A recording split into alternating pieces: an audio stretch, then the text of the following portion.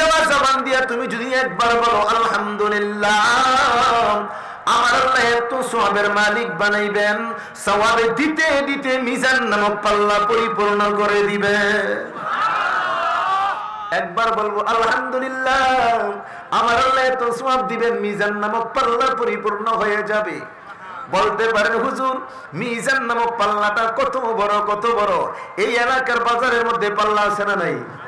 মিজানটা এত বড়, এত বড়।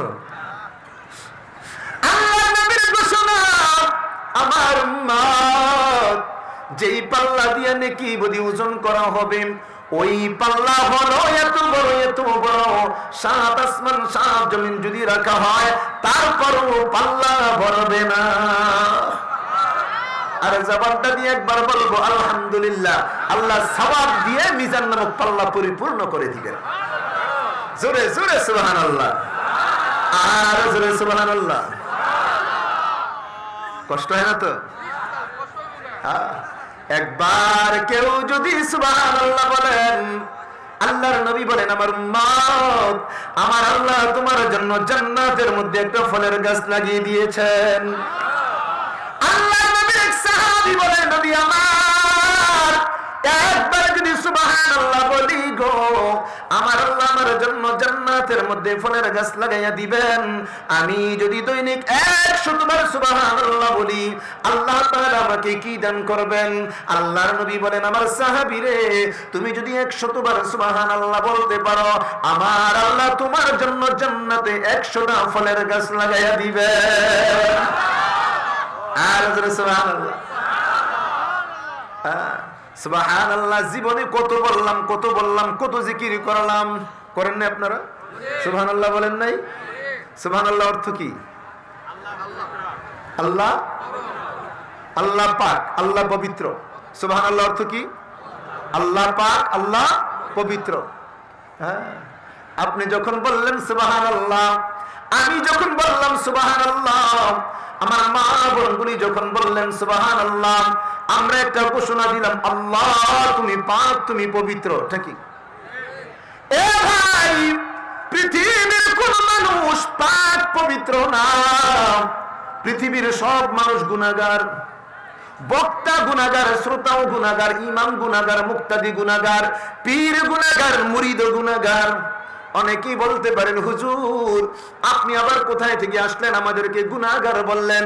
না রে ভাই না, এত বড় কলিজা আমার নাই, আমি আপনাদেরকে গুনাহগার বলবো।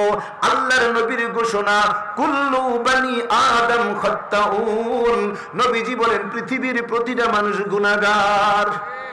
আমি বলছি না, নবী বলছেন। কে বলছেন? নবী বললেন, পৃথিবীর প্রতিটা মানুষ গুনাহগার গুনাহগার গুনাহগার।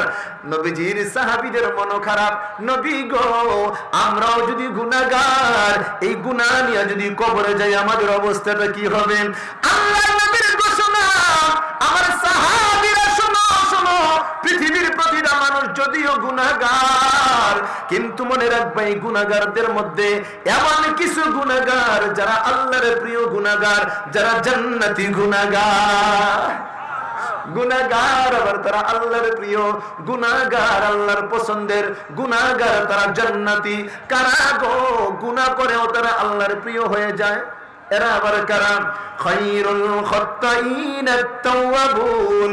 আল্লাহর ওলি বলে গেছেন, সভাপতি সাহেব, যে গুনাহ করার পরও তারা দামি মানুষ, গুনাহ করার পরও তারা জান্নাতি মানুষ। যারা গুনাহ করার পরে আল্লাহর কাছে বলে, আল্লাহ গুনাহ করে ফেলেছি, আল্লাহ তুমি ছাড়া কেউ নাই, তুমি আমাদের রব, তুমি আমাদের সব। আল্লাহর কাছে বলবি, আল্লাহ আমি তো গুনাহ করে ফেলেছি, তুমি তো রব। যদি তওবা করতে পারি, ক্ষমা চাইতে পারি, আল্লাহর নবীর ঘোষণা, আত-তাইবু মিনাজ যামবি কামা লা যামবা লা। উম্মাহ, গুনাহ করার পরে তুমি তওবা করবা, আল্লাহর কাছে ক্ষমা চাইবা, আল্লাহ তোমার সব গুনাহ maaf করে আল্লাহ নিষ্পাপ মাসুম করে দিবেন। তওবা করতে পারবো? maaf চাইতে পারবো না? কার কাছে? কার কাছে? অনেকে মনে মনে চিন্তা করে, না রে না, কেমন করে আমি তওবা করব, কেমন করে তওবা করব? জীবনে এমন গুনাহ করলাম, এত বেশি গুনাহ করলাম, এত বেশি গুনাহ করলাম, তওবাও করতে পারবো না। না না, আমার আল্লাহ হলেন অসীম অসীম অসীম, আর আমরা হলাম সীমিত। আমাদের হায়াত সীমিত, আমাদের সব সীমিত। সীমিত হায়াতের মধ্যে অসীম গুনাহ করার ক্ষমতা কারো নাই, নাকি আছে? সীমিত হায়াত, গুনাহ সীমিত, আমার আল্লাহ অসীম, আল্লাহর দয়া অসীম। এই সীমিত গুনাহ আমরা করে যখন আল্লাহর কাছে বলবো, আল্লাহ তুমি আমাদেরকে মাফ করে দাও, মাফ করে দাও, আমরা তওবা করতে দেরি হবে, আমার আল্লাহ গুনাহগুলি মাফ করতে দেরি করবে না। তওবার মতো তওবা। শুধু যদি বলি, আমাদের গ্রামের মহিলারা শুধু বলে তোবা তোবা তোবা, আমি জীবনে এই কাজ করি না, তোবা তোবা তোবা তোবা কইলে কিন্তু তওবা হয় না, মনে রাখবেন। ওলামায়ে কেরামের কাছে জিজ্ঞাসা করবেন, আমি সামনে অন্য বিষয়ে কিছু কথা বলবো, কথায় কথা চলে আসছে। তওবা করতে হলে 1 নাম্বার, আমি যেই গুনাহ থেকে তওবা করব, ওই গুনাহটার কথা আমাকে মনে করতে হবে যে আমি এই গুনাহটার জন্য তওবা করতেছি, এই গুনার জন্য তওবা, এই গুনার জন্য তওবা। এই তো গুনাহগুলির কথা মনে করে একটু অনুতপ্ত, লজ্জিত, কান্নাকাটি করা। গুনাহগুলির কথা মনে করে অনুতপ্ত, লজ্জিত, তওবা করা, কান্নাকাটি করা, তারপরে ওয়াদা করা, আল্লাহ আমি যে গুনাহ থেকে তওবা করতেছি, ভবিষ্যৎ জিন্দেগিতে আর কোনোদিন এই গুনাহগুলি করব না। আল্লাহর কাছে ওয়াদা করা, তারপরে আল্লাহর কাছে বলা, আল্লাহ মাফ করে দাও। নবীজি বলেন তখন আল্লাহ গুনাহ মাফ করে দিবেন। আর যদি বান্দার হক নষ্ট করে থাকি, তওবাও কাজ হবে না, বান্দার কাছে মাফ চাইতে হবে। বান্দার হক মানে আমরা মনে করি কারণ টাকা নিয়ে খাইলাম, জমি দখল করলাম, এইটাই হক নষ্ট করলাম। দোস্ত না, আমি কাউকে একটা বকা দিলাম, হক নষ্ট করলাম, কাউকে একটা থাপ্পড় দিলাম, হক নষ্ট করলাম, কারো গীবত করলাম, হক নষ্ট করলাম, কারো সমালোচনা করলাম, হক নষ্ট করলাম, মাফ চাইতে হবে। আল্লাহ যেন কবুল করেন। তো বলতেছিলাম দোস্ত, আস্তে করে আলহামদুলিল্লাহ সুবহানাল্লাহ বললে খুশি হবেন কে? সওয়াব দিবেন কে? ইমানদার মুসলমান আমাদের বন্ধুকে, জোরে বলতে হবে আমাদের বন্ধুকে। যাদের বন্ধু আল্লাহ, তাদের জবানেও আল্লাহ। এ ভাই বাবা শুনেন, আল্লাহর নামটা যদি জবানে রাখতে পারি, মালিকের জিকির যদি জবানের মধ্যে রাখতে পারি, আল্লাহর নবী বলেন হাসতে হাসতে তুমি জান্নাতের মধ্যে চলে যাইবা। মালিকের জিকির যার জবানে থাকবে, মৃত্যুর সময় আল্লাহ কালিমা নসিব করবেন। ইমানদার মুসলমান, কথায় কথায় মুখের মধ্যে আল্লাহর নাম। আশ্চর্য কোনো জিনিস দেখলে অনেকে বলে ওয়াও, না, আশ্চর্য কোনো জিনিস যদি আমরা দেখি, সাথে সাথে বলবো সুবহানাল্লাহ। কাজ করার আগে বলবো ইনশাআল্লাহ, কাজ করার পর বলবো আলহামদুলিল্লাহ। মাঝে মধ্যে জিকির করবো লা ইলাহা ইল্লাল্লাহ। বড় কিছু দেখলে বলবো আল্লাহু আকবার, বেশি কিছু দেখলে বলবো মাশা। পারবে ইনশাআল্লাহ। বিপদের মধ্যে পড়ে গেলে কি পড়বো? ইন্না লিল্লাহি ওয়া ইন্না ইলাইহি রাজিউন। বিপদটা ছোট হলেও ইন্না লিল্লাহ, বড় হলেও ইন্না লিল্লাহ। বিপদ আসবে ইন্না লিল্লাহ পড়বো, বিপদ দূর করে দিবেন কে?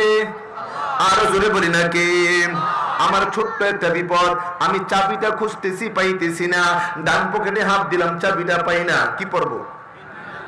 সবাই বল না, কি পড়বো? ডান পকেটে হাত দিলাম চাবি পাই না, ইন্না লিল্লাহ।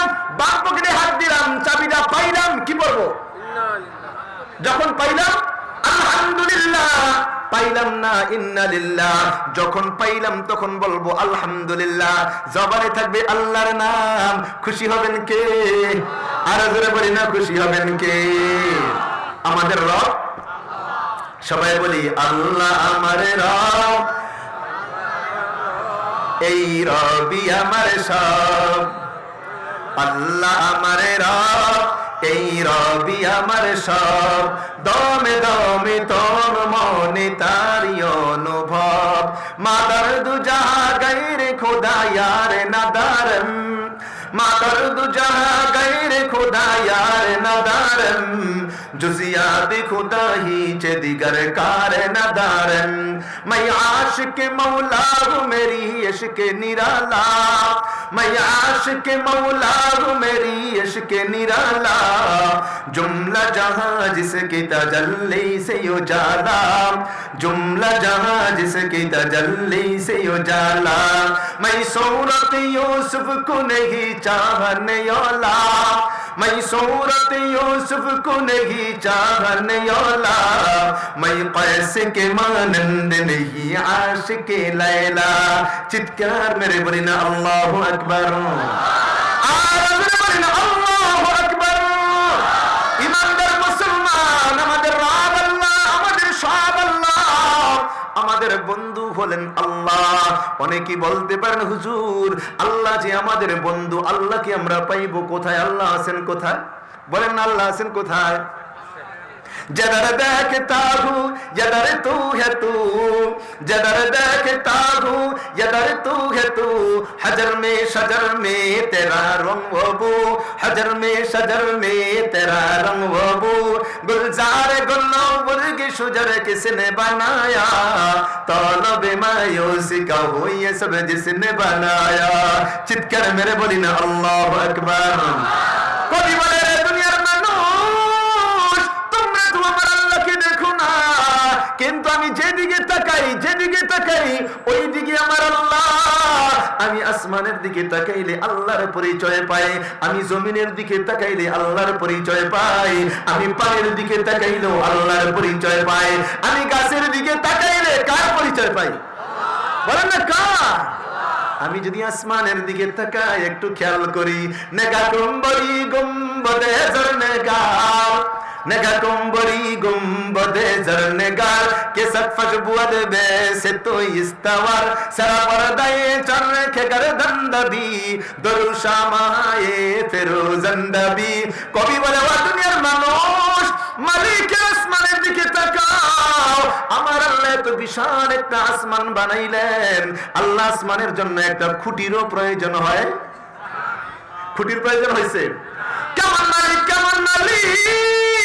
ও দুনিয়ার মানুষ আসমানের দিকে যদি তাকাও গো সূর্যটার দিকে তাকাও চন্দ্রের দিকে তাকাও নক্ষত্রের দিকে তাকাও আমার আল্লাহর পরিচয় তুমি পাইবা কারণ সূর্যটা বানাইলেন কে চন্দ্র বানাইলেন কে নক্ষত্র বানাইলেন কে না ডক্টর ইউনুস বানাইছে শেখ হাসিনার ক্ষমতা বলেন না ক্ষমতাগুলি কার আর জোরে ক্ষমতা কার গুলজারে গুলবুর के शजर किसने बनाया गुलजार गुलबुर के शजर किसने बनाया तौलबे मायूसी का हो ये सब जिसने बनाया कवि बोले दुनियार মানুষ এত গাছ গাছালি ফসল ফলাদের দিকে তাকাও গাজীপুরের সব মানুষ যদি একসাথে মিলে চেষ্টা করে একটা গাছের পাতাও বানাইতে পারবে না একটা ফলও বানাইতে পারবে না জোরে বলি না সব কিছু কে দিলেন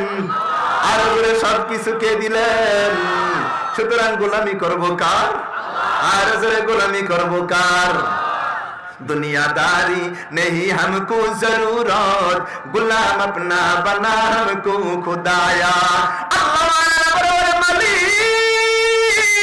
আমি এমপি মন্ত্রী হইতে চাই না শিল্পপতি বাড়িওয়ালা গাড়িওয়ালা হইতে চাই না আমি শুধু চাই আমি যেন তোমার গোলাম হইতে পারি কার গোলাম আল্লাহ তুমি কবুল করো বলি না আমিন আমরা কার গোলাম হইতে চাই আর হুজুরে কার গোলাম হইতে চাই এ ভাই আল্লাহর গোলাম যদি হইতে পারি গোলাম যদি হইতে পারি আমার আল্লাহ দুনিয়াতেও শান্তি দিবেন পরকালে মুক্তি দিবেন আল্লাহ দুনিয়াতেও দামি বানাইবেন আখিরাতেও দামি বানাই দিবেন কে এই পৃথিবীর প্রতিটা মানুষ দামি হইতে চায় কি হইতে চায় দামি হইতে চায় আমিও দামি হইতে চাই আপনারাও দামি হইতে চান চান না কিন্তু প্রশ্ন হলো হুজুর দামি মানুষগুলি কারা কারা দামি মানুষ কোন মানুষগুলি দামি মানুষ আমরা তো মাঝে মধ্যে যদি মনে মনে চিন্তা করি আমাদের দেশের যিনি প্রধানমন্ত্রী তিনি দামি মানুষ, প্রেসিডেন্ট দামি মানুষ, এমপি মন্ত্রী দামি মানুষ, মেম্বার চেয়ারম্যান দামি মানুষ, বক্তা মানুষ দামি মানুষ, ইমাম দামি মানুষ, গাড়িওয়ালা বাড়িওয়ালা দামি মানুষ। আল্লাহ বলেন না না, তুমি যাদেরকে দামি মনে করো, তোমরা যাদেরকে দামি মনে করো তারা দামি না, তারা দামি না। কে দামি? আল্লাহ বলেছেন। কাদেরকে বলছেন জানেন? আমি আপনাদের সামনে খুতবায় ছোট্ট একটা আয়াতের অংশ তেলাওয়াত করেছি। দামি মানুষ কারা? ও দোস্ত শুনেন, দামি মানুষ কারা? আমরা তো গরিবদেরকে মূল্যায়ন করি না, একটু কালো হইলে তাকে মূল্যায়ন করি না, অসহায় মানুষেরকে আমরা মূল্যায়ন করি না। আপনার আমার মূল্যায়ন করার প্রয়োজন নাই। একজন গরিব, একজন অসহায়, তার দিল যদি সুন্দর হয়, মন যদি সুন্দর হয়, তার কথা কেউ শুনবে না। কে শুনবে? যার কেউ নাই তার আছেন কে? তার আছেন আল্লাহ। আল্লাহ আছেন। অদস্ত আজকে আমরা মাঝে মধ্যে, আরে আমিও এক সময় বিশেষ করে রোজা ঈদের দিন মিম্বরের মধ্যে বসে আমরা ওয়াজ করি। আজকে ঈদের দিন, মহামিলনের দিন, ধনী গরিব ভেদাভেদ বলে এক সারিতে নামাজ পড়ার দিন। এমন ওয়াজ হয় কি হয় না? বলেন হয় কি হয় না? আমি বলবো না। ঈদের দিন, মহামিলনের দিন, ধনী গরিব ভেদাভেদ বলে এক সারিতে নামাজ পড়ার দিন, এটা ঈদের দিনের বৈশিষ্ট্য না। বরং ধনী গরিব ভেদাভেদ বলে আমরা মুসলমান নামাজ পড়বো 365 দিন 5 ওয়াক্ত নামাজ। আমাদের নামাজে কোনো ধনী গরিবের ভেদাভেদ নাই। বলেন ঠিক কি ঠিক না? আমরা সবাই সমান। আমরা সবাই মসজিদের মধ্যে যায় নামাজ, এইটা সভাপতি ছাড়া এখানে কেউ বসতে পারবে না। আছে না নাই? সেক্রেটারি ছাড়া এখানে কেউ বসতে পারবে না, ক্যাশিয়ার ছাড়া এখানে কেউ বসতে পারবে না। মসজিদের ভিতরে এই বৈষম্য নিষেধ জায়েজ নাই। হ্যাঁ, যদি কেউ মাজুর হয়, অসুস্থ হয়, মসজিদের কাতারের এক পাশে ওনার চেয়ার থাকুক, জায়নামাজ থাকুক, মুরব্বী মানুষ অসুস্থ, এটা ভিন্ন কথা। কিন্তু একেবারে ইমামের পাশে ওনাকে ছাড়া কেউ বসতে পারবে না। আসবে পরে, বসবে সামনে, জায়েজ নাই। মসজিদে দিয়ে দিয়েছি সওয়াবের জন্য না গুনার জন্য? বলেন সওয়াবের জন্য না গুনার জন্য? তাদের মসজিদে গিয়ে যদি মনে করি আমি বড়, আল্লাহ বলেন না তুমি বড় না, বড় কে? বলেন না বড় কে? আযানের মধ্যে বলা হয় আল্লাহু আকবার, আল্লাহু আকবার। 6 বার আল্লাহু আকবার বলতেছেন। আযানের মধ্যে 6 বার আল্লাহু আকবার বলার কারণ কি? 6 বার আল্লাহু আকবার বলার কারণ হলো, ও দুনিয়ার মানুষ, ডানে যা আছে সবচেয়ে বড় আল্লাহ, বামে যা আছে সবচেয়ে বড় আল্লাহ, সামনে যা আছে সবচেয়ে বড় আল্লাহ, পিছনে যা আছে সবচেয়ে বড় আল্লাহ, নিচে যা আছে সবচেয়ে বড় আল্লাহ, উপরে যা আছে সবচেয়ে বড় আল্লাহ। 6 বার আল্লাহু আকবার বলে বলতেছে সব জায়গায় যা আছে সবচেয়ে বড় আল্লাহ। কেউ বড় না, বড় কে? হাইয়া আলাস সালাহ, যিনি সবচেয়ে বড়, ওই আল্লাহর কুদরতি কদমের মধ্যে সিজদা দাও। হাইয়া আলাল ফালাহ, আমার আল্লাহ তোমাকে দুনিয়াতেও কামিয়াবি করবেন, আখিরাতে আল্লাহ সফলতা দান করবেন। দামি মানুষ, গরিব মানুষকে আমরা মূল্যায়ন করি না। ঠিক কি ঠিক না? গরিবের কথা বিচারক মানে না, বিচারক গরিবের পক্ষে থাকে না, চেয়ারম্যান গরিবের পক্ষে নাই, মেম্বার গরিবের পক্ষে নাই। আমি বলবো ও দোস্ত, এলাকার কোন মাতবর, মেম্বার, চেয়ারম্যান, এমপি, মন্ত্রী যদি আপনার পক্ষে না থাকে, আপনি কোনো টেনশন করবেন না, কারণ আপনি আমি মুসলমান। আল্লাহর নবী বললেন দাওয়াতুল মাজলুম, ও মাজলুম তুমি গরিব, তুমি যদি আল্লাহর কাছে বলো, আল্লাহ তোমার কথা সাথে সাথে শুনবেন। এই জন্য মেম্বার আমার কি করবে, চেয়ারম্যান কি করবে, মাতবর আমাকে কি করতে পারবেন না? না, আমার কেউ নাই, আমার একটা জায়নামাজ আছে, আমি জায়নামাজের মধ্যে দাঁড়িয়ে যাব, আমার এই কপাল আল্লাহর কুদরতি পায়ের মধ্যে বিছাইয়া দিব, আল্লাহর কাছে বলবো মালিক আমার কথা কেউ শুনে না, কেউ শুনে না। তখন আমার কথাগুলি কে শুনবেন? আর জোরে বলি না, কে শুনবেন? আপনার আমার রব কে? আর জোরে রব কে? আমার রব, জোরে আমার রব। একজন ইমানদার মুসলমান আল্লাহকে এত বেশি রব বলে, মাকে একবার আম্মা বলে না, বাবাকে তোমার আব্বা বলে না, বন্ধুকে তোমার বন্ধু বলে না, উস্তাদকে তোমার উস্তাদ বলে না, কাউকে তোমার ডাকে না, আল্লাহকে আমরা যতবার রব ডাকি। সুবহানাল্লাহ। জানেন আমরা আল্লাহকে দৈনিক কতবার রব বলে ডাকি? আল্লাহকে দৈনিক কতবার রব বলে ডাকি? কমপক্ষে একজন ইমানদার মুসলমান, আমার মা বোন, আমার ভাই বাবা, কমপক্ষে 352 বার দৈনিক আল্লাহকে রব বলে ডাকতেছি। জোরে বলবেন না সুবহানাল্লাহ? 300 কতবার বলেন? 300 কতবার? বলতে পারেন হুজুর কখন আল্লাহকে এত বেশি রব বলে ডাকলাম? কখন? দোস্ত, আলোচনা তো লম্বা না, ছোট্ট আলোচনা। আমি তো ছোট মানুষ, আলোচনাও ছোট্ট। তারপরে বড় বক্তাগুলি আসবেন, আলোচনা বড় করবেন ইনশাআল্লাহ। জোরে বলেন ইনশাআল্লাহ। আল্লাহ যেন কবুল করেন। আলোচনা শেষ, আপনারা বাসায় যাবেন, ঘুমাইবেন, মুয়াজ্জিন ডাক দিবেন, as-salatu খায়রুম মিনান নাওম। ডাক দিবে কি দিবে না? as-salatu খায়রুম মিনান নাওম অর্থ কি? সবাই বলতে হবে অর্থ কি? ঘুম হইতে নামাজে ভালো, ঘর হইতে মসজিদে ভালো, একা হইতে জামাতে ভালো। এ দোস্ত খুব খেয়াল করবেন। আমরা তো মনে মনে চিন্তা করি আমাদের মসজিদের মুয়াজ্জিন বলতেছেন ঘুম হইতে নামাজে ভালো, আমাদের এলাকার মুরব্বী বলতেছেন ঘুম হইতে নামাজে ভালো, আমাদের ইমাম সাহেব বলতেছেন ঘুম হইতে নামাজে ভালো। না না, মুয়াজ্জিন বলে না, ইমাম বলে না, এলাকার মুরব্বী বলে না, এদের জবান দিয়া বলাইতেছেন একজন। এই কথাগুলি হলো আমার আল্লাহর। as-salatu খায়রুম মিনান নাওম, ঘুম হইতে নামাজ ভালো। আল্লাহ রাখতেছেন, আল্লাহ দেখেন দুনিয়ার মানুষ। আমি আল্লাহ ইচ্ছা করলে তোমাকে অন্ধ বানাইতে পারতাম, আমি আল্লাহ ইচ্ছা করলে তোমাকে বুবা বানাইতে পারতাম, আমি আল্লাহ ইচ্ছা করলে তোমারে আতুর লেংরা বানাইতে পারতাম। হে মানুষ, আমি আল্লাহ ইচ্ছা করলে তোমাকে পশু পাখি বানাইতে পারতাম। এরে মানুষ, আমি আল্লাহ ইচ্ছা করলে তোমাকে গরু ছাগল বানাইতে পারতাম, কুকুর বানাইতে পারতাম, শুকুর বানাইতে পারতাম। না না, আমি আল্লাহ তোমাকে দামি মানুষ বানাইলাম, আমি আল্লাহ তোমাকে সুস্থ রাখলাম, তুমি যেন রাত্রে আরামে আরামে ঘুমাও। তোমার ঘুমানোর জন্য আমি লম্বা রাত দিলাম, রাতটাকে অন্ধকার করে দিলাম, যেন তুমি আরামে আরামে ঘুমাইতে পারো। এ বান্দা, আমি আল্লাহ তোমাকে ঘুমানোর জন্য এত সুন্দর একটা রাত দিলাম। রাত তো এখন প্রায় শেষ হয়ে গেছে, রাত প্রায় শেষ হয়ে গেছে। as-salatu খায়রুম মিনান নাওম, তুমি আর ঘুমাইও না, আর ঘুমাইও না। এইবার তুমি আসো, আমি আল্লাহর কুদরতি পায়ের মধ্যে সেজদা দাও। ডাকতেছেন কে? জোরে বলেন না, ডাকতেছেন কে? এ ভাই বাবা, আল্লাহ তো ডাকতেছেন। এ দুনিয়ার মানুষ, আর ঘুমাইও না, ঘুম হইতে নামাজে ভালো, একা হইতে জামাতে ভালো, ঘর হইতে মসজিদে ভালো।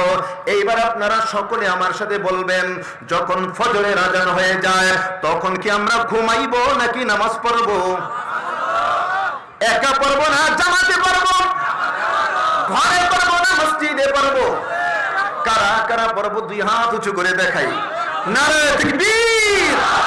আল্লাহ কবুল করো, আল্লাহ কবুল করো, আমাদেরকে নামাজি বানায়া দাও।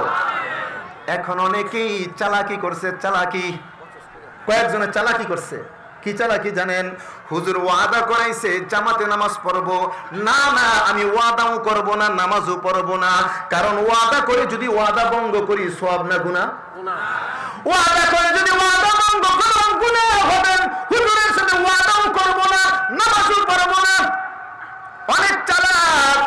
এ ভাই, আমি আপনাদেরকে একটা ছোট্ট মাসালা বলে যাই, কারণ আমি মাসালা বেশি বলবো না। অনেক উলামায়ে কেরাম আছেন, সব বড় বড় আলেম, আমি তো ছোট্ট মানুষ। তবে ছোট্ট একটা মাসালা আমি আপনাদেরকে বলে যাই। নেক কাজ, সওয়াব কাজের নিয়ত করার সাথে সাথে সওয়াব হয়ে যায়। আপনি নিয়ত করেন আমি ফজরের নামাজটা জামাতে আদায় করব, নিয়ত করার সাথে সাথে আমলনামায় আমার আল্লাহ আপনার আমলনামায় নেকি জমা করে দিয়েছেন। যারা এই মুহূর্তে নিয়ত করেন মালিক আমি 5 ওয়াক্ত নামাজ জামাতে আদায় আদায় করব, সাথে সাথে আমল নামায় নেকি জমা হয়ে গেছে। কিন্তু যদি আপনি কোনো কারণে নামাজ না পড়তে পারেন, আবার মাফ চাইবো আল্লাহর কাছে। আমরা তো মানুষ, মানুষ তো ভুল করবে, ফেরেশতারা তো ভুল করবে না, মানুষ তো ভুল করবেই। আর আল্লাহর কাছে বলবো আল্লাহ মাফ করে দাও, আমরা তো মানুষ, আল্লাহর কাছে বলবো, আল্লাহর কাছে চাইবো না, চাইবো কার কাছে? আর গুনার কাজের নিয়ত করলে সাথে সাথে গুনাহ হয় না। গুনার কাজের নিয়ত করলে কি হয় না? গুনাহ হয় না। গুনার কাজ করলে গুনাহ হয়। কেউ নিয়ত করছে যে আমি এশার নামাজ পড়বো না, এশার নামাজ নাউজুবিল্লাহ, কেউ নিয়ত করছে এশার নামাজ পড়ুন না, গুনাহ হবে না। ফেরেশতা বলবে বান্দা, আল্লাহর বান্দা নামাজটা পড়ো, নামাজটা পড়ো, আল্লাহর হুকুম আদায় করো, করো করো। একদম এশার নামাজের সময় যতক্ষণ থাকবে ততক্ষণ ফেরেশতা বলতেই থাকে নামাজ পড়ো, নামাজ পড়ো, নামাজ পড়ো। যখন দেখে যে নামাজের সময় শেষ, আর পড়ার সুযোগ নেই, তখন তার আমল নামে গুনাহ লেখা হয়। এই জন্য আজকে যারা নিয়ত করলাম নামাজ পড়বো ইনশাআল্লাহ, লাভ হইল না লস হইল? বলেন না, লাভ হইল না লস হইল? আল্লাহ আমাদেরকে নামাজি বানাও। ফজরের আজান যখন হয়ে যায়, ইমানদার মুসলমান আমার ভাই বাবা, আপনি উঠেন, আমিও উঠি ফজর নামাজটা আদায় করার জন্য। আমার মা বোন তারাও ফজর নামাজ আদায় করার জন্য ওঠেন। ওযু করার পর আপনিও দাঁড়ান, আমিও দাঁড়াই, নামাজ পড়বো। আল্লাহু আকবার বলে যখন নিয়ত করলাম, নিয়ত করার পরে আমরা সানা পড়ি। সানা পড়ার পর আউযু বিল্লাহ বিসমিল্লাহ তেলাওয়াত করার পরে আমরা কোন সূরাটা পড়ব? সবাই বলি না কোন সূরা? ওই সূরার প্রথম আয়াতটা আমরা সবাই পড়ি, আলহামদুলিল্লাহি রাব্বিল আলামিন। সকলে বলেন এখানে রবের কথা আছে না নাই? এ ভাই বাবা, ফজর নামাজের সুন্নাত পড়ার জন্য দাঁড়াইলাম, কেরাত পড়া শুরু করলাম। প্রথম রাকাতে আল্লাহকে একবার রব বলে ডাক দিলাম, আলহামদুলিল্লাহি রাব্বিল আলামিন। আল্লাহকে একবার রব বললাম। সূরা ফাতিহা তেলাওয়াত করলাম, সাথে আরেকটা সূরা তেলাওয়াত করলাম। আল্লাহু আকবার বলে রুকুর মধ্যে গেলাম। ওই রুকুর মধ্যে যাওয়ার পর আমরা আল্লাহকে তিনবার, কমপক্ষে তিনবার রব বলে ডাক দেই, সুবহানা রাব্বিয়াল আযীম, সুবহানা রাব্বিয়াল আযীম, সুবহানা রাব্বিয়াল আযীম। এরে ভাই, রুকুর মধ্যে গিয়ে আল্লাহকে তিনবার রব বলে ডাক দিলাম। রুকু যখন শেষ করলাম, রুকু থেকে যখন মাথা উঠাইলাম, সামি আল্লাহু লিমান হামিদা, সকলে বলবো রব্বানা লাকাল হামদ, রব্বানা লাকাল হামদ। আরেকবার আল্লাহকে রব বলে ডাক দিলাম। দাঁড়ানো অবস্থায় একবার, রুকুর মধ্যে তিনবার, রুকু থেকে দাঁড়াইয়া একবার আল্লাহকে রব বললাম। জোরে বলেন মোট কয়বার হলো? 5 বার রব বলে ডাক দিলাম। প্রথম সিজদার মধ্যে 3 বার আল্লাহকে রব বলে ডাক দিলাম, সুবহানা রাব্বিয়াল আ'লা, সুবহানা রাব্বিয়াল আ'লা, সুবহানা রাব্বিয়াল আ'লা। প্রথম সিজদার মধ্যে 3 বার আল্লাহকে রব বললাম। দ্বিতীয় সিজদার মধ্যে আল্লাহকে 3 বার রব বললাম। মোট হলো 6 বার। আগে ছিল 5 বার, এখন 6 বার। মোট হলো কয় বার? 11 বার। এক রাকাত নামাজের মধ্যে আল্লাহকে 11 বার রব বলে ডাক দিলাম। আমরা দৈনিক যত নামাজ পড়ি, ফরজ ওয়াজিব সুন্নত মিলে কমপক্ষে 32 রাকাত নামাজ পড়ি। এক রাকাত নামাজে যদি 11 বার আল্লাহকে রব বলি, 32 রাকাত নামাজের মাধ্যমে আমার আল্লাহকে আমরা 352 বার রব বলে ডাকতেছি। এরে ভাই বাবা, আল্লাহকে এত বেশি রব বলি, মাকে এত বেশি আম্মা বলি না, বাবাকে এত বেশি আব্বা বলি না, বন্ধুকে এতবার বন্ধু বলি না, ভাইকে এতবার ভাই বলি না, আল্লাহকে যতবার রব বলি। যারা নামাজের মাধ্যমে আল্লাহকে রব রব বলে ডাকবে, বেশি বেশি রব রব ডাকে, এই নামাজি মানুষ যখন কবরে যাবে, ফেরেশতারা চলে আসবে, প্রশ্ন করবে। 1 নম্বর প্রশ্ন, তোমার রবকে? মান রাব্বুকা, তোমার রবকে? যারা নামাজের মাধ্যমে আল্লাহকে দৈনিক 352 বার রব বলে ডেকেছে, এদের জবান দিয়ে আস্তে করে চলে আসবে, রব্বি আল্লাহ, আমার রবকে। বলি না আমার রবকে? এ ভাই বাবা, আমার মামুন, যারা নামাজের মাধ্যমে আল্লাহকে রব বলে ডাকে, কবরে যাবে, ফেরেশতা প্রশ্ন করবে, এরা যখন বলবে আল্লাহ রব। এই কথা বলার সাথে সাথে আমার আল্লাহ তাআলা ডেকে বলবেন, ফেরেশতারা শোনো গো, যেই বান্দা বান্দি কবরে এসে আমি আল্লাহকে রব বলে স্বীকার করে নিল, এরা এখন আমার বান্দা না, আমার বান্দি না। ও ফেরেশতারা সাক্ষী হয়ে যাও, যারা দুনিয়ার মধ্যে আমি আল্লাহর গোলামি করেছে, তারা যখন কবরে আসছে, আমি এখন তাদেরকে গোলাম বলবো না, বান্দা বলবো না, এরা হলো আমার বন্ধু। কবরে যাওয়ার সাথে সাথে আমার আল্লাহ বন্ধু বলে ঘোষণা করে দিবেন। ও ভাই বাবা, আল্লাহ যদি বন্ধু বলে ঘোষণা দিয়াই দিলেন, আল্লাহ যদি বন্ধু বলে ঘোষণা দেন, जो तू मेरा तू सब मेरा, जो तू मेरा तू सब मेरा, फलक मेरा ज़मीं मेरी, अगर एक तू नहीं मेरा तो कोई शई नहीं मेरी। যার জন্য আল্লাহ, তার জন্য আসমান, তার জন্য জমিন, তার জন্য तमाम পৃথিবী, বলি না সুবহানাল্লাহ। আল্লাহ তো ঘোষণা করবেন এই মানুষগুলি আমার বন্ধু। হ্যাঁ, বন্ধুর বাড়িতে বন্ধু আসলে বন্ধুর অনেকগুলি কর্তব্য হয়ে যায়। বন্ধুর জন্য সুন্দর বিছানা করতে হয়, বন্ধুর সুন্দর আপ্যায়নের ব্যবস্থা করা লাগে কি লাগে না? আল্লাহ বলেন, আমার বন্ধু কবরে আসছে, এই কবরের মধ্যে জান্নাতের বিছানাটা বিছাইয়া দাও, আমার বন্ধুর কবরটা নূরে নূরান্বিত করে দাও, আমার বন্ধুর কবরটা জান্নাতের বাগান করে দাও। এ ভাই, অল্প দিনের জিন্দেগি যদি মালিকের গোলামি করতে পারি, বেশি দিন না রে ভাই, বেশি দিন না, আপনিও না আমিও বেশি দিন সুযোগ পাইব না। কারণ দেখতে দেখতেই তো শিশুকাল চলে গেল, দেখতে দেখতে কিশোরকাল চলে গেল, যৌবনকাল চলে গেল, বৃদ্ধকাল চলে আসলো, বৃদ্ধকাল চলে যাবে, তারপর কোন কালটা বাকি থাকবে? তারপর কোন কাল? দেখতে দেখতে সময় শেষ। আজকে মাহফিলে আসার পরে আমার বন্ধু একসাথে দাওয়া করেছি, আপনাদের এই মাদ্রাসার উস্তাদ হযরত মাওলানা আব্দুল মালিক সাহেব, আসলাম, কথা বললাম, চেহারার দিকে তাকাই রইলাম, মনে হচ্ছে কয়েকদিন আগে দাওয়া পড়ছি। তাও তো 2002 সালে দাওয়া, মোটামুটি কত বছর, 23-24 বছর হয়ে গেল, কিভাবে চলে গেল, দেখতে দেখতে সময়টা যা। দোস্ত, দৌড়াইতেছি, আপনিও দৌড়ান, আমিও দৌড়াই। কোন দিকে দৌড়াই? সকলে কবরের দিকে দৌড়াইতেছি। বয়স বাড়তেছে না কমতেছে? বাড়তেছে না কমতেছে? দোস্ত, বয়স কিন্তু কমতেছে। গত পরশুদিন এক ঝাঁকুনি আল্লাহ দিয়েছেন, হয় না? গাজীপুরে ঝাঁকুনিটা হয় নাই? আমি তো মসজিদে আমার রুমে ছিলাম, হঠাৎ দেখতেছি আমার রুমের ফ্রিজটা যেন দোলনার মতো ঝুলতেছে, ফ্যানগুলি অবস্থা খারাপ। আল্লাহু আকবার, আল্লাহু আকবার। ক্ষমতাকার, ক্ষমতাকার, ক্ষমতাকার, চিৎকার মারবেন, ক্ষমতাকার। আল্লাহ শুধু একটু ভূমিকম্প দিয়েছেন, যদি আর 10 সেকেন্ড থাকতো ঢাকার অবস্থা শেষ। আল্লাহর কি লাগে একটু দেখাই দিলেন, একটু করুণা দিয়েছিলেন, সারা বিশ্ব স্তব্ধ হয়ে গেছে।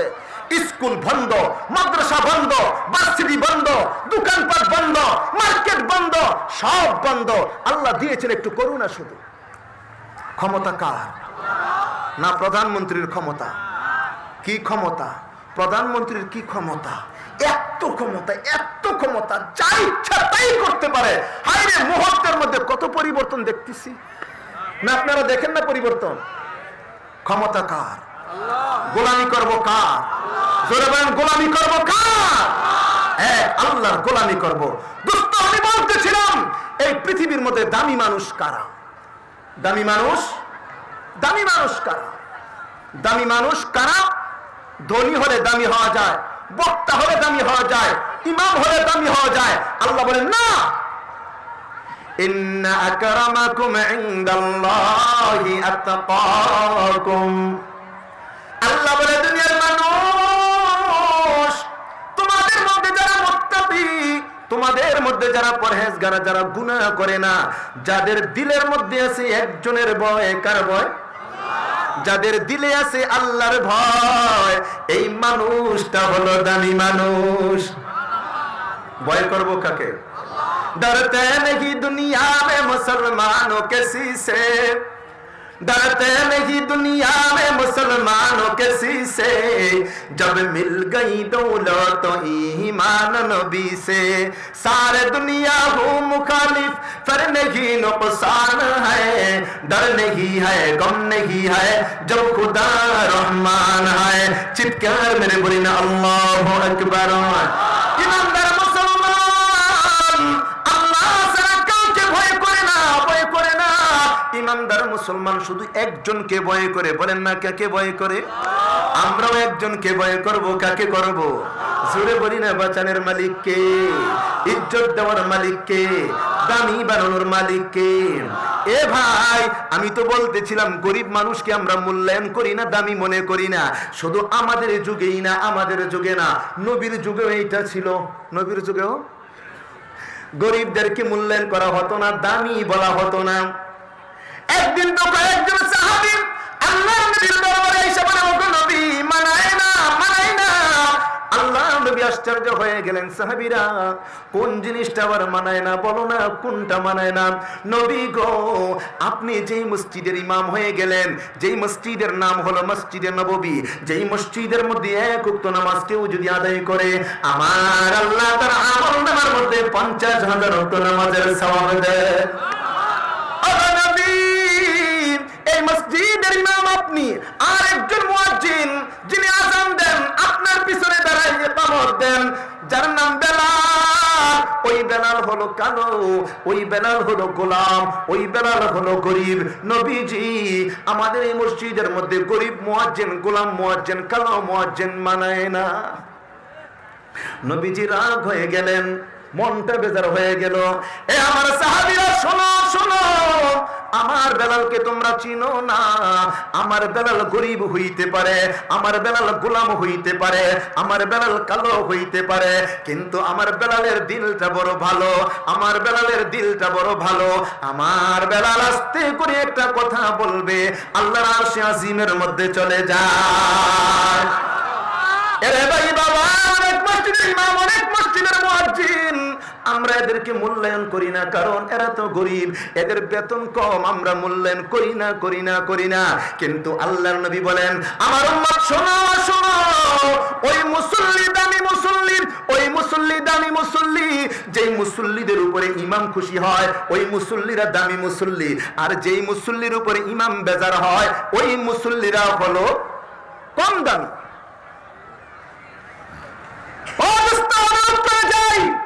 দামি মুসল্লি হন, ইমামের সাথে ভালো ব্যবহার করেন, ইমামের সাথে ভালো ব্যবহার করবেন, আল্লাহর দরবারে আপনি দামি হয়ে যাবেন। আপনি ব্যবহার করবেন খারাপ, 1000 টাকা ধরাই দিবেন, হুজুর আপনি আমার জন্য দোয়া করেন, কাজ হবে না। 1 লক্ষ টাকা ধরাই দিল, কাজ হবে না। যদি পারেন এমন মুসল্লি হন, গত কয়েক বছর আগে, কম পক্ষে 8 বছর হবে, 8-9 বছর, 2500 নাম শুনছেন আপনারা, 2500 এলাকায় একটা মাহফিল করার জন্য গিয়েছিলাম।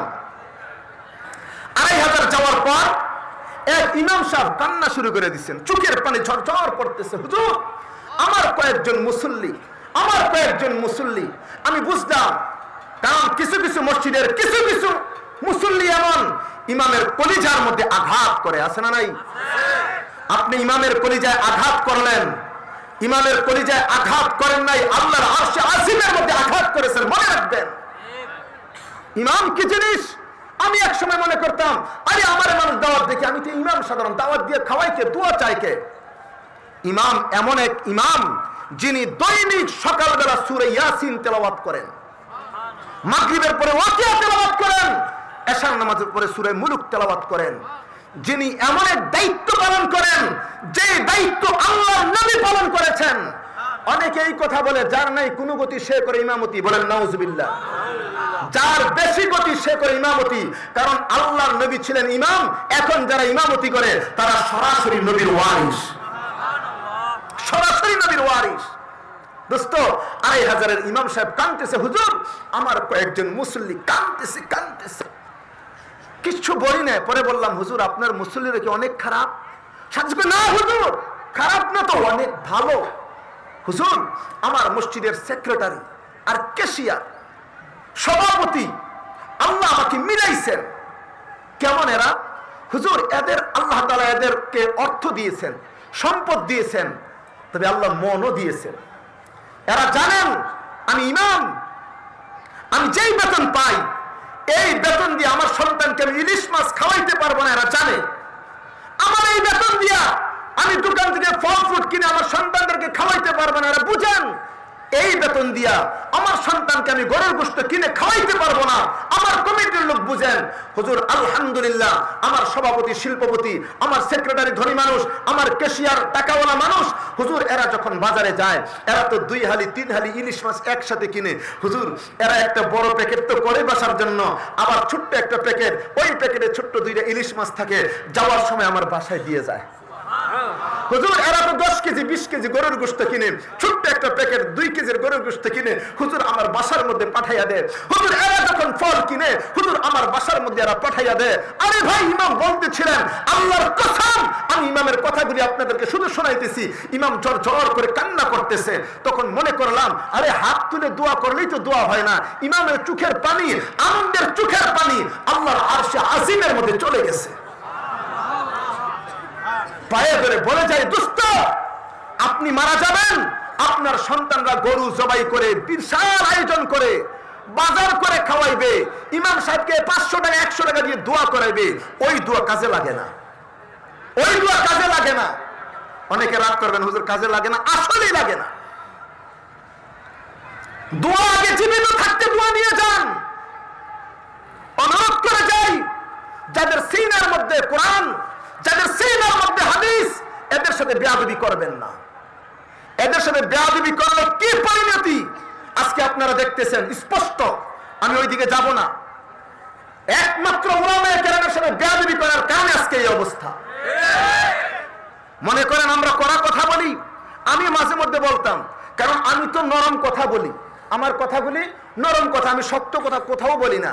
মাঝে মধ্যে বয়ানের আগে যখন আমার নাম ঘোষণা করা হয় তখন বলা হয় বাতিলের আতঙ্ক, এই সেই বয়ান করবেন। আমি বলি না রে ভাই, আমি বাতিলের কারো আতঙ্ক না, আমি সবার বন্ধু হতে চাই। কারণ আমার ওয়াজগুলি শুধু মুসলমানের জন্য তা না, আমার ওয়াজ মুসলমানের জন্য, আমার ওয়াজ হিন্দুর জন্য, আমার ওয়াজ খ্রিস্টানের জন্য, আমার ওয়াজ ইহুদিদের জন্য, আমার ওয়াজ নাস্তিকের জন্য, সকলের জন্য। আমার কথা শুনবে বেঈমান যেন ইমানদার হয়ে যায়। বেঈমানদের ওয়াজ শোনার দরকার আছে না নাই? সবার দরকার আছে না নাই? আমি কারো আতঙ্ক হতে চাই না। আমি এক ধরনের মানুষ, নরম কথাই বলি। অবস্থা মাঝে মধ্যে চিন্তা করতাম, আল্লামা মামুনুল হক আমার উস্তাদ, আমরা যখন প্রথম দাওরা হাদিস পড়ি, জামিয়া রহমানেতে, তখন তিনি প্রথম ওই বছরই শিক্ষক হয়েছেন। আমাদেরকে বুখারী সানি, একদম ইয়াং যুবক ছিলেন তখন, মনে হয় আমাদের ছাত্র ভাই এমনই তখন ছিলেন উনি। এখন তো খালি গরম গরম বক্তব্য দেয়, গরম কথা বলে। আরে কেন গরম কথা বলে, কেন গরম কথা বলে? এখন বুঝতেছি আল্লাহ ওয়ালাদের জবান থেকে যে কথাগুলি বের হয়, যে কথাগুলি বের হয় আর সে আজিম থেকে কথাগুলি আসে, আজকে প্রত্যেকটা কথা বাস্তবায়িত হয়ে গেছে। সেই গরম কথাগুলি আজকে কি হয়ে গেছে? বাস্তবায়িত হয়ে গেছে। ও দোস্ত, শুধু আল্লামা মামুনুল হক সাহেবের কথাগুলি বাস্তবায়ন হচ্ছে এটা মনে করবেন না। আপনার আমার মসজিদের ইমাম, মুয়াজ্জিন, এদের কথাগুলিও কিন্তু আসমানে উঠে যায়, আসমানে উঠে যায়। এই জন্য অনুরোধ করবো, পায়রা বলে যাই, এলাকার উলামায়ে কেরাম যারা মসজিদের ইমাম, মুয়াজ্জিন, যে যেখানে থাকো, যে দায়িত্ব পালন করো, আমরা এদের সাথে ভালো ব্যবহার করব ইনশাআল্লাহ। জোরে বলে ইনশাআল্লাহ। মাঝে মধ্যে হাদিয়াও দিব ইনশাআল্লাহ। খালি দোয়া করে হাদিয়া দিব না। দোয়ার বিনিময়ে হাদিয়া কারে কয়? হাদিয়া হলো কোনো বিনিময় নাই। এমনিতে আপনি 10 টাকা দিলেন, হুজুর এক কাপ চা খাইয়েন, এটার নাম হাদিয়া। আপনি দাওয়াত দিলেন, দোয়া করাইয়া দোয়ার বিনিময় দিলেন, হাদিয়া হলো না। কোরআন পড়লে হাদিয়া দিবেন, হাদিয়া না, এটা বিনিময়। আর এমনিতেই 10 টাকা দিবেন, তাহাব্বু, হাদিয়া দিলেন, মুহাব্বত বাড়বে। আল্লাহ কবুল করেন। পারবো না ইনশাআল্লাহ? যারা বলে ইনশাআল্লাহ, আলেমদের সাথে সম্পর্ক রাখবো ইনশাআল্লাহ। আল্লাহ তুমি কবুল করো। আল্লাহ নবী বলেন, আমার সাহাবীরা তোমরা কেন বলো মানায় না, মানায় না? ইয়া রাসূলুল্লাহ, আপনি ইমাম আর কালো গোলাম গরিব বেলাল মুয়াজ্জিন মানায় না। আল্লাহ নবী বললেন, আমার সাহাবীরা শোনো গো, তোমরা কালো বলে তোমরা তাকে ঘৃণা করিও না।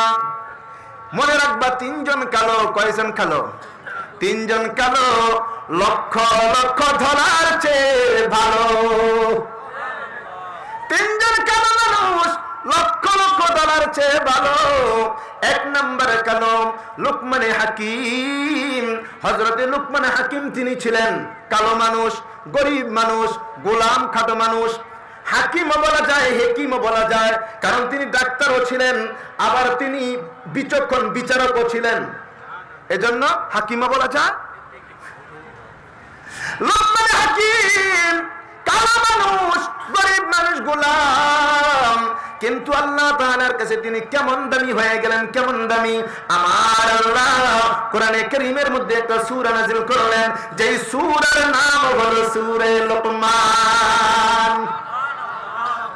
দুই নাম্বার কালো মানুষ হযরত উমর ফারুক রাদিয়াল্লাহু তাআলা আনহুর গোলাম, যার নাম হলো হযরত মাহজা রাদিয়াল্লাহু তাআলা আনহু। আল্লাহর নবী বললেন, আমার সাহাবীরা শোনো গো, আমার মাহজা কালো হইতে পারে, গোলাম হইতে পারে, এর সাহাবীরা আমার মাহজা কালো গোলাম, কিন্তু তার দাম এত বেশি, দাম এত বেশি, আস্তে একটা কথা বললে আরশে আজিমে চলে যায়।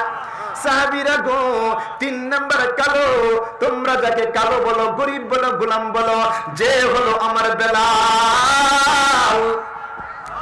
এ সাহাবীরা, আমার বেলাল কালো, গোলাম, গরিব হইতে পারে, কিন্তু একটা কথা বলতে দেরি হয়, আল্লাহর আরশে আজিমে পৌঁছতে দেরি হয় না। আল্লাহর নবী, রহমতের নবী, বরকতের নবী একদিন সিদ্ধান্ত নিলেন, লম্বা একটা আলোচনা আমি একেবারে ছোট্ট করতেছি, কারণ সামনে আরো দুইটা কথা বলবো ইনশাআল্লাহ।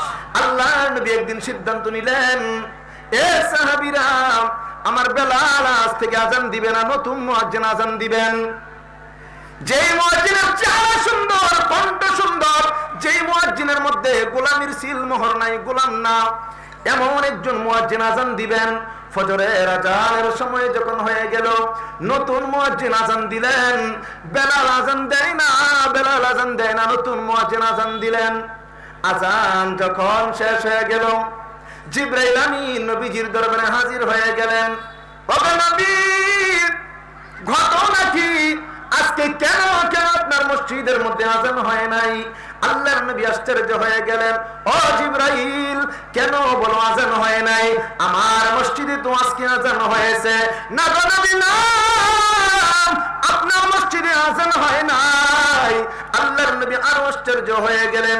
জিবরাইল আমিন বলেন, নবী গো, প্রতিদিন বেলাল যখন ফজরের আজান দিত, আজানের আওয়াজ আল্লাহর আরশে আজিমে চলে যাইত, কিন্তু নবী, আজকে কে আজান দিল জানি না, আজকে আজানের আওয়াজ আল্লাহর আরশে আজিমে যায় নাই। রাগিয়া রসমে আজান, রাগিয়া রসমে আজান, রূহ বেলালি না রহি, ফলসফা রহ গিয়া তলকিন গজালি না রহি, ফলসফা রহ গিয়া তলকিন গজালি না রহি। আজকে আজান আছে না নাই? আজকেও আজান আছে, ইকামত আছে, আল্লাহর নামের জিকির আছে, আজকেও দোয়া আছে। আর সে আজিমে যায় না, কেন যায় না? কেন যায় না? বেলাল রাদিয়াল্লাহু তাআলা আনহুর যে দিল, যে রূহ, এমন দিল আর রূহ আমাদের দিলের মধ্যে একজনকে রাখতে হবে। ও দিল তো দিল নেহি জিস দিল মে আল্লাহ নেহি, ও দিল তো দিল নেহি जिस दिल में अल्लाह नहीं, ओ फूल तो फूल नहीं जिस फूल में बू नहीं, ओ फूल तो फूल नहीं जिस फूल में बू नहीं। ওই দিলটা দিল না, যেই দিলের মধ্যে কে নাই, জোরে বলেন না, কে নাই। ফুল জমি সে দূর है खुशबू से नहीं, तो मुझसे दूर है दिल से नहीं, तो मुझसे दूर है दिल से नहीं। আল্লাহ ওয়ালাদের দিলের মধ্যে কে থাকে?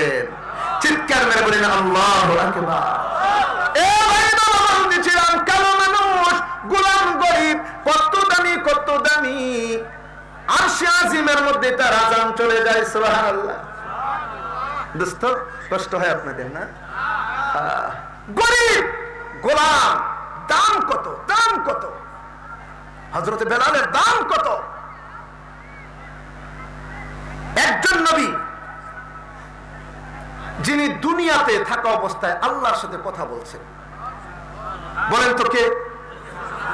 সবাই বলতে হবে, আরো জোরে, আরো জোরে। সবাই বললেন, এক নামই বললেন, দ্বিতীয় কোন নাম বলবেন না আপনারা? হ্যাঁ, মুসা কাল্লিমুল্লাহ, এইটা বললেন। খুশি হয়েছি আপনারা পারছেন, কিন্তু আরেকটু খুশি হইতাম যদি আমার নবীর নামটা বলতেন। কারণ আদম নবী থেকে ঈসা নবী পর্যন্ত যত নবী, পয়গম্বর, রাসূল দুনিয়াতে আগমন করেছেন, সমস্ত নবীদের মধ্যে যত গুণ আছে, আমাদের নবীর মধ্যে সব গুণ রয়েছে। আর সুবহানাল্লাহ। শুধু আমাদের নবীর মধ্যে ওই গুণটা আছে এমন না, এর চেয়ে বেশি। মুসা নবী আল্লাহর সাথে কথা বলেছেন, আমাদের নবী আল্লাহর সাথে কথা বলেছেন। সুবহানাল্লাহ বলে। কিন্তু পার্থক্য আছে। মুসা নবী কথা বলছেন তুর পাহাড়ে, আমার নবী, আপনার নবী কথা বলছেন আরশে আজিমে। আর জোরে সুবহানাল্লাহ। গুফতে মুসা বা খুদা দর কুহে তুর, গুফতে মুসা বা খুদা দর কুহে তুর, গুফতে আহমদ বা খুদা দর আরশে নূর।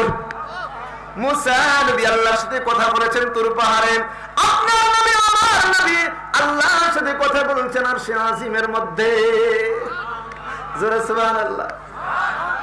এ ভাই, মুসা নবী যখন তুর পাহাড়ে আল্লাহ তাআলার সাথে কথা বলেন, হঠাৎ করে মুসা নবী আল্লাহ তাআলাকে একটা প্রশ্ন করে বসলেন, ও মালিক, আমি মুসা আপনার সাথে কথা বলি, আপনার আর কোন বান্দা বান্দি কি আপনার সাথে কথা বলবে? আল্লাহ বলে, মুসা, আমার এমন কিছু বান্দা বান্দি দুনিয়াতে আগমন করবে গো, তারা আমি আল্লাহর সাথে কথা বলবে।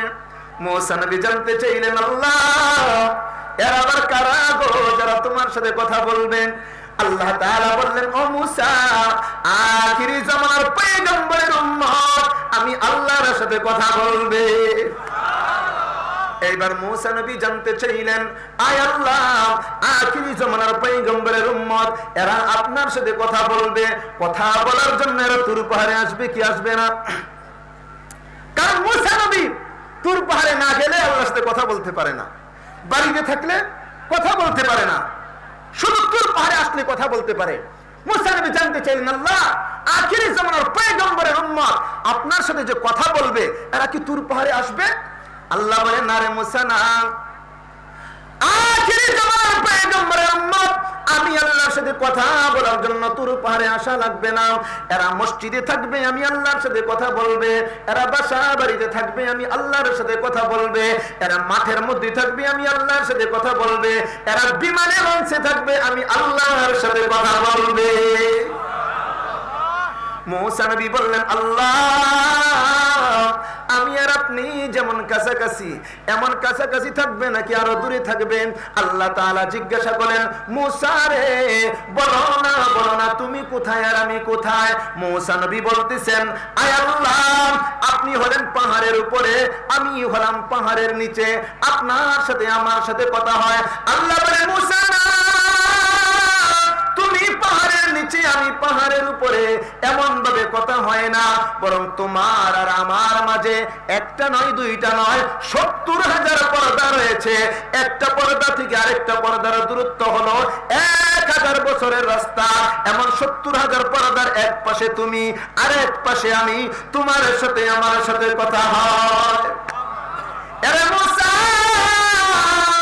আখিরি জামানার পয়গম্বরের উম্মত এরা যখন আমি আল্লাহর সাথে কথা বলবে, এদের মাঝে আমার মাঝে কোনো পর্দা থাকবে না। কোন পর্দা? এ ভাই, কেমনে কথা বলি? আস-সাজিদু ইয়াসজুদু আলা কদামির রহমান। এ ভাই, বাবা, আমার মা বোন, আমরা যখন সেজদার মধ্যে চলে যাই, কোন জায়গার মধ্যে সেজদা দেই?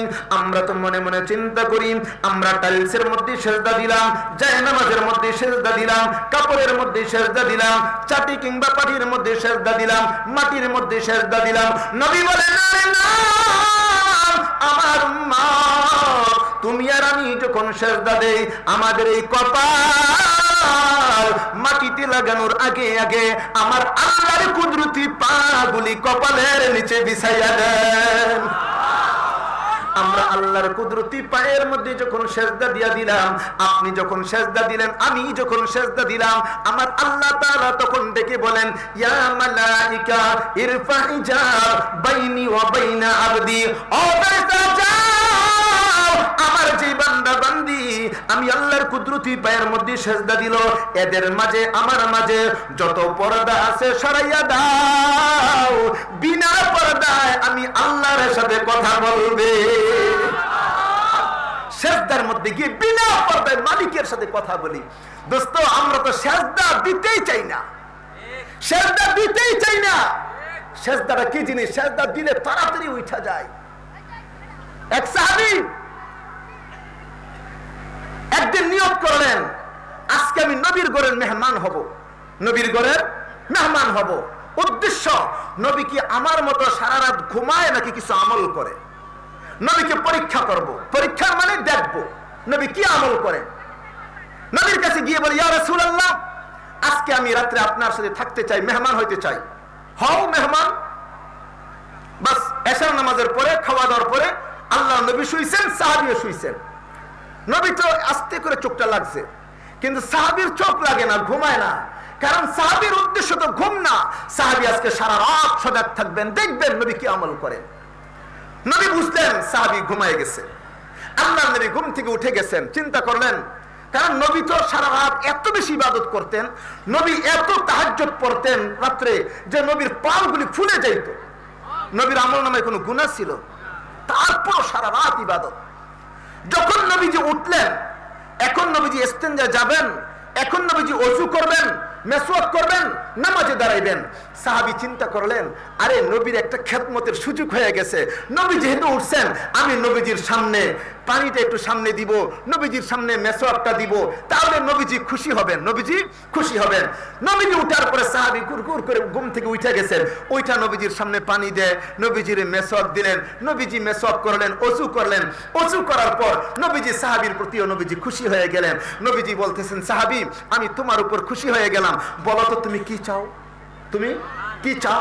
তুমি এখন যা চাইবা আমি আল্লাহর কাছে দোয়া করব, আল্লাহ তোমাকে তাই দিয়ে দিবেন। আমারে যদি এই সুযোগটা দিত, আমি কইতাম, নবী একটু দোয়া করেন, আল্লাহ যেন 10 তলা একটা বাড়ির মালিক বানায় দেয় গাজীপুর শহরে। হ্যাঁ, সাহাবীরা কি এটা চাইছেন নাকি? সাহাবী বলছেন, ইয়া রাসূলুল্লাহ, আমি যা চাই তাই দোয়া করবেন, আল্লাহ দিবেন। হ্যাঁ, যা চাইবে আমি দোয়া করব, আল্লাহ দিবেন। সাহাবী বলছেন, ইয়া রাসূলুল্লাহ, আমি চাই আমি যেন জান্নাতে আপনার সাথে থাকতে পারি। আল্লাহর নবী বলতেছেন, আল্লাহ গায়রু যালিক, সাহাবী এইটা না, এটা না, অন্য কিছু চাও, অন্য কিছু চাও। সাহাবী বলছেন, না আমি এইটাই চাই। নবীজি বলেন, অন্যটা চাও না, আমি জান্নাতে আপনার সাথে থাকতে চাই। আর সুযোগে আল্লাহর নবী বলেন, আলাইকা বিকাসরাতিস সুজুদ, তাহলে তুমি আজ থেকে একটা কাজ বেশি করবা, আল্লাহকে বেশি বেশি সেজদা দিবা, আল্লাহকে বেশি বেশি সেজদা দিবা, বেশি বেশি নামাজ পড়বা, তাহলে আল্লাহ তাআলা তোমাকে আমার সাথে জান্নাত করে দিবেন। সেজদা কি জিনিস? আল্লাহর সাথে কথা বলার মাধ্যম। দোস্ত, চোখ বন্ধ হয়ে গেলে আর সেজদা দেওয়া যাবে না, আর না। হাজী আমদাদুল্লাহ মুহাজির মক্কি, ওনাকে একজন বলছেন, হুজুর, আল্লাহ যদি আপনাকে জান্নাত দিয়েই দেন, আপনি আল্লাহর কাছে কি চাইবেন জান্নাতে গিয়ে? আল্লাহর ওলি বলতেছেন, আল্লাহ যদি আমাকে জান্নাত দেন, আমি জান্নাতে গিয়ে আল্লাহর কাছে বলবো, আল্লাহ এই জান্নাতের মধ্যে আমাকে একটা জায়নামাজ পরিমাণ জায়গা করে দেন, আমি জান্নাতের মধ্যেও নামাজ পড়বো, আপনার কুদরতি কদমে সেজদা দিব। কেন হুজুর আপনি নামাজ চাইবেন কেন? এ ভাই, তুমি বলছো আমি জান্নাতে কি চাইবো? এই দুনিয়ার মধ্যে, এই পৃথিবীর মধ্যে নামাজের মতন এত মজা আমি আর কোথাও পাই না। এর জন্য সবচেয়ে মজার জিনিসটা আমি জান্নাতে চাইবো। কারণ আমি যতক্ষণ নামাজে দাঁড়িয়ে থাকি আল্লাহর সাথে কথা বলি, আমি রুকুতে যাই আল্লাহর সাথে কথা বলি, রুকু থেকে দাঁড়াই আল্লাহর সাথে কথা বলি, সিজদার মধ্যে যাই আল্লাহর সাথে কথা বলি, তাশাহুদ পড়ি আল্লাহর সাথে কথা বলি, দুরূদ পড়ি আল্লাহর সাথে কথা বলি, দুআয়ে মাসুরা পড়ি আল্লাহর সাথে কথা বলি। এর চেয়ে বড় জিনিস আর কি? আমরা সেই নামাজ থেকে দূরে। আল্লাহ যেন আমাদেরকে নামাজি বানায়া দেন, জোরে বলি না আমিন। এবারই বলতেছিলাম হযরতে বেলাল, গরিব কালো মানুষ, গোলাম কত দামি। মুসা নবী তুর পাহাড়ে আল্লাহর সাথে কথা বললেন। হঠাৎ করে মুসা নবীর চেহারাটা মলিন, বেজার। আমার আল্লাহ বললেন, মুসা রে, আমি আল্লাহর সাথে কথা বলো, তোমার মনটা কি খুশি হয় নাই? ও মালিক, আপনার সাথে কথা বলি আমার অন্তরে অনেক শান্তি, অনেক ভালো লাগে, অনেক মজাও লাগে, তাহলে মনটা বেজার কেন? গুফতে মুসা রব্বি আরিনি আই খুদা, গুফতে খুদা লাম তারানি আই মুসা। মুসা নবী বলে, আল্লাহ, আপনার সাথে কথা বলি এত মজা পাই, না জানি আপনার চেহারাটা কত সুন্দর, একটু দেখতে চাই, একটু দেখতে চাই আপনাকে। আল্লাহ বলেন, আরে মুসা, দুনিয়ার মধ্যে আমি আল্লাহকে তুমি দেখতে পারবা না, অপেক্ষা করো, যখন তুমি জান্নাতের মধ্যে যাইবা, ওই জান্নাতের মধ্যে আমি আল্লাহকে দেখবা। হ্যাঁ, এইবার আসেন, আপনার নবী আমার নবী আল্লাহকে দেখার জন্য কোনোদিন আবেদন করে নাই, দরখাস্ত করে নাই, অ্যাপ্লাই করে নাই। আমার আল্লাহ আল্লাহর নবীকে দাওয়াত দিলেন, ও হাবিব, মুসা নবীর সাথে তুলনা করা যাবে না, কোন নবীর সাথে তুলনা করা যাবে না। আপনি হলেন আমার প্রিয় বন্ধু, আপনি হলেন হাবিবুল্লাহ, আপনি রহমাতুল লিল আলামিন। আমি আল্লাহ আপনাকে দাওয়াত দিলাম, আপনি আমার বাড়িতে আসবেন, আমার সামনে বসবেন, আমাকে দেখবেন, আমার সাথে কথা বলবেন। নবীজি দাওয়াত পাইলেন আল্লাহর বাড়িতে যাওয়ার। নবীজির এবার আবার টেনশনও শুরু হয়ে গেল। ও মালিক, তুমি তো আমার দাওয়াত দিলা তোমার বাড়িতে যাওয়া, কিন্তু যাব কিভাবে? তোমার বাড়ি তো দুনিয়ার কোথাও না, প্রথম আসমানেও না, প্রথম আসমানে হলেও যাইতে পারবো না। পারবো নাকি? সাত আসমানের উপরে, উপরে উপরে, অনেক উপরে, আরশের মধ্যে তোমার বাড়ি কিভাবে যাব? আল্লাহ তাআলা আমাদের নবীকে সান্ত্বনা দিলেন, হাবিব আমার, আমি আল্লাহ আপনাকে দাওয়াত দিলাম, আপনি আমার বাড়িতে আসবেন, আসার জন্য আপনি টেনশন করবেন না। আমি আল্লাহ জান্নাত থেকে বুরাক নামের একটা বিমান পাঠিয়ে দিলাম, এই বিমানে আপনি উঠবেন, আমি আল্লাহর কুদরতি বাড়িতে চলে আসবেন। আমার আল্লাহ জান্নাত থেকে বুরাক নামের বিমানটা আল্লাহ পাঠিয়ে দিলেন। নবীজি বুরাক নামের বিমানের মধ্যে উঠলেন, বাইতুল্লাহ থেকে বাইতুল মুকদ্দাসে গেলেন, ওইখান থেকে সাত আসমান পার হলেন, উপরে উপরে, অনেক উপরে আল্লাহর বাড়িতে গেলেন, আল্লাহর সামনে বসলেন, আল্লাহকে দেখলেন, কথা বললেন। এইবার কথা অনেক লম্বা কথা, আমি একেবারে ছোট্ট করে বলি।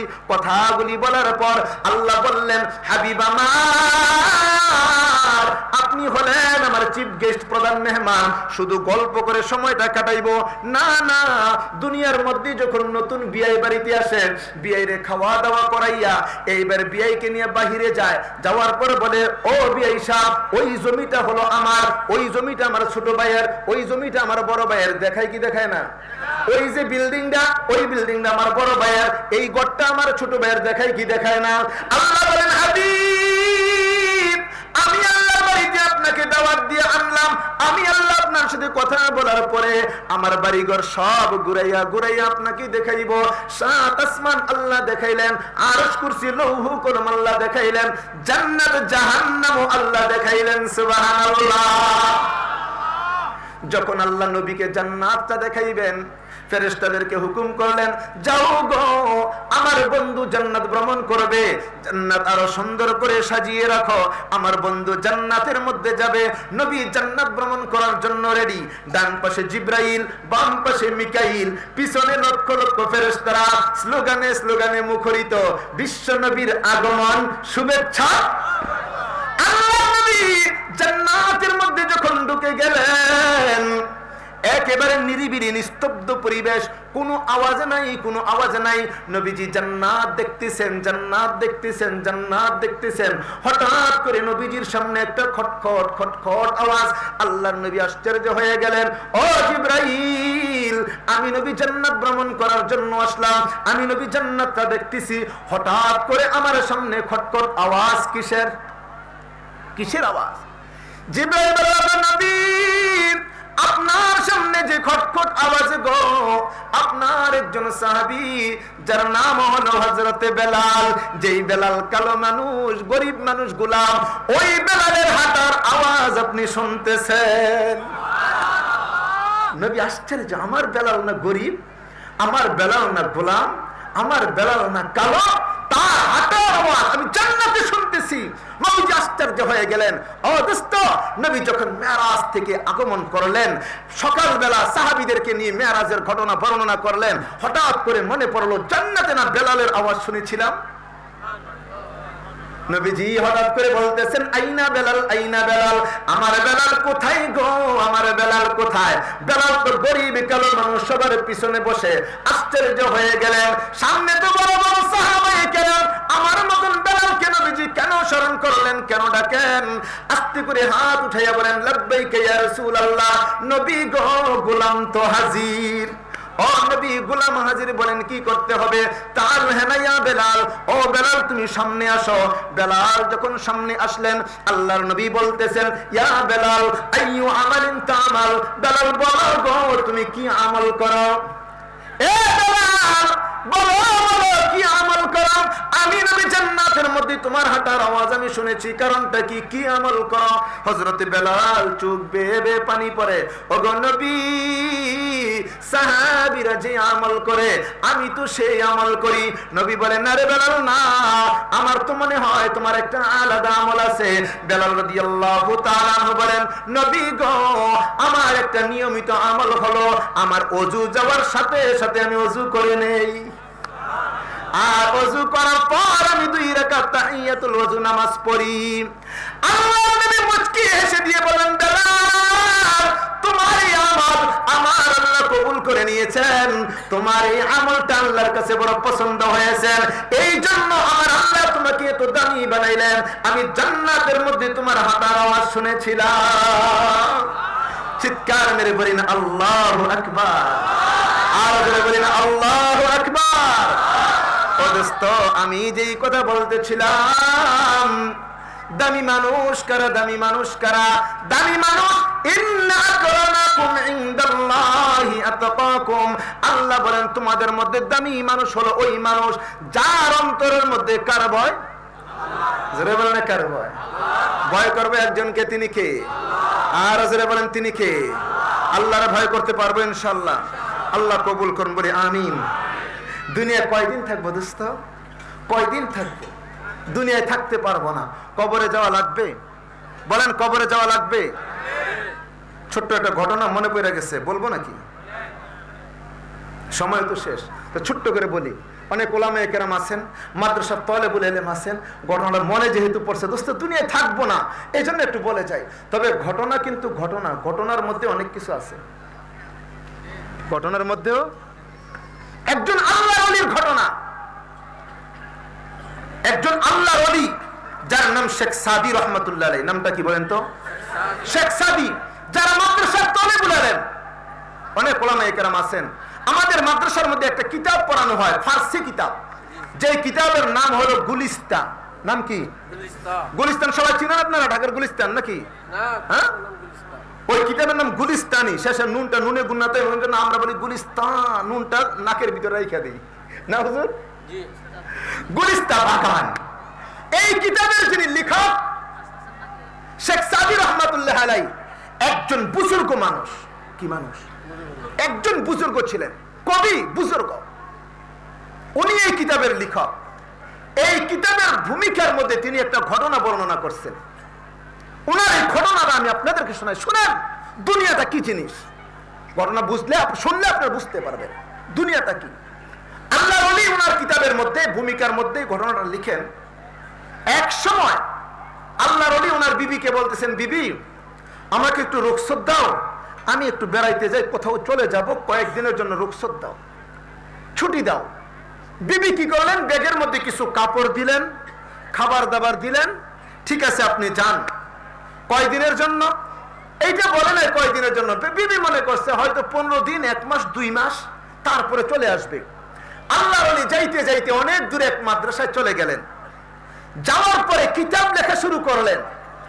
1 মাস, 2 মাস, 1 বছর হয়ে গেল, আসে না বাড়িতে। 2 বছর হয়ে গেল বাড়িতে আসে না, 3 বছর হয়ে গেল বাড়িতে আসে না, 4 বছর হয়ে গেল বাড়িতে আসে না। আল্লাহর ওলি যখন বাড়িতে আসে না, ওই সময় কি গজবটা আসছিল নাকি? এটার নাম গজব বলছি, রাগ করছেন? ঘরে ঘরে অশান্তি লাগাইছে না এই গজবে? সন্তানদেরকে ধ্বংস করতেছে না গজবে? যুবক ভাইদেরকে ধ্বংস করতেছে না এই গজবে? এই জন্য এটার নাম গজব বললাম। আমি যে কত দোয়া করছি, আল্লাহ যদি কোনো একটা বালা মুসিবত আইসা, একটা গজব আইসা দেশের মোবাইলটা যদি ধ্বংস হয়ে যাইতো, এই টাচ মোবাইলটা যদি ধ্বংস হয়ে যাইতো, কত দোয়া করতেছি। ওই বেলালের মধ্যে রুহও নাই, দোয়া কবুল হয় না। আল্লাহ এখন 5 বছর হয়ে গেল শেখ সাদি বাড়িতে আসে না। বাড়ির মানুষ কি মনে করবো আপনারা বলেন তো? মারা গেছে। সবাই কি মনে করছে? বিবি কোরআন তেলাওয়াত করে, দুরূদ পড়ে, দোয়া করে, আল্লাহ আমার স্বামীটা তো মারা গেছে, কবরটা জান্নাতের বাগান করে দিও। ভাইয়েরা দোয়া করছে, আল্লাহ ভাই তো মারা গেছে, কবরটা জান্নাতের বাগান করে দিও। সবাই কান্নাকাটি করতে করতে শেষ ভুইলাই গেছে। 10 বছর পর শেখ সাদি উনি নিজেই লেখেন, 10 বছর পর আমি একদিন রাত্রে বেলা যখন ঘুমাইলাম, ঘুমের মধ্যে স্বপ্নে আমি দেখতেছি কে যেন আমাকে বলতেছে, ও শেখ সাদি আর কত দেরি করবা, বাড়িতে যাও, 10 বছর তো হয়ে গেল। কয় বছর? বাড়িতে যাও।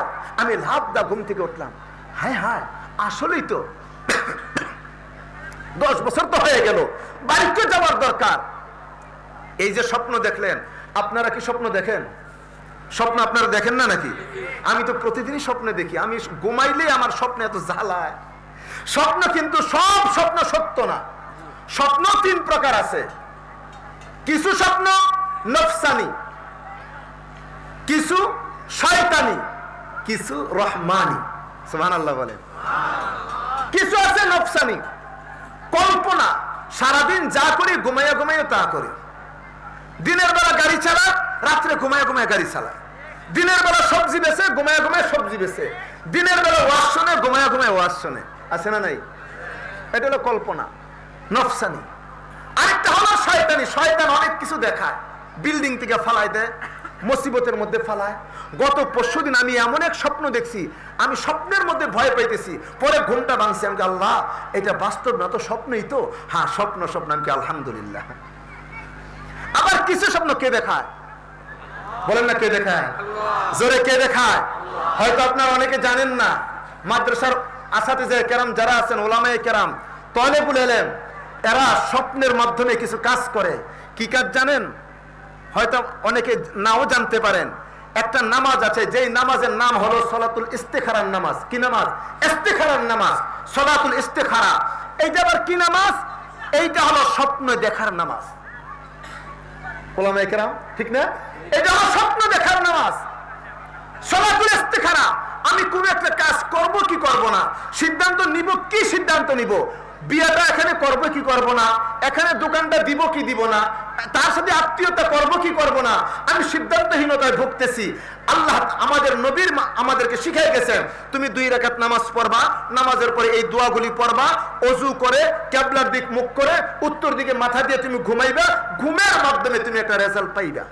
সুবহানাল্লাহ বলেন। ওলামায়ে কেরাম কত ইস্তেখারার নামাজ পড়ে, আর স্বপ্নের মাধ্যমে তারা কি করে? রেজাল্ট একটা বের করে। আমার এরকম হয়েছে। আমার একটা ব্যক্তিগত কথা বলবো। আমি যখন কাফিয়া জামাতে পড়ি, আমি কাফিয়া জামাতে পড়ি কুমিল্লা এক মাদ্রাসায়।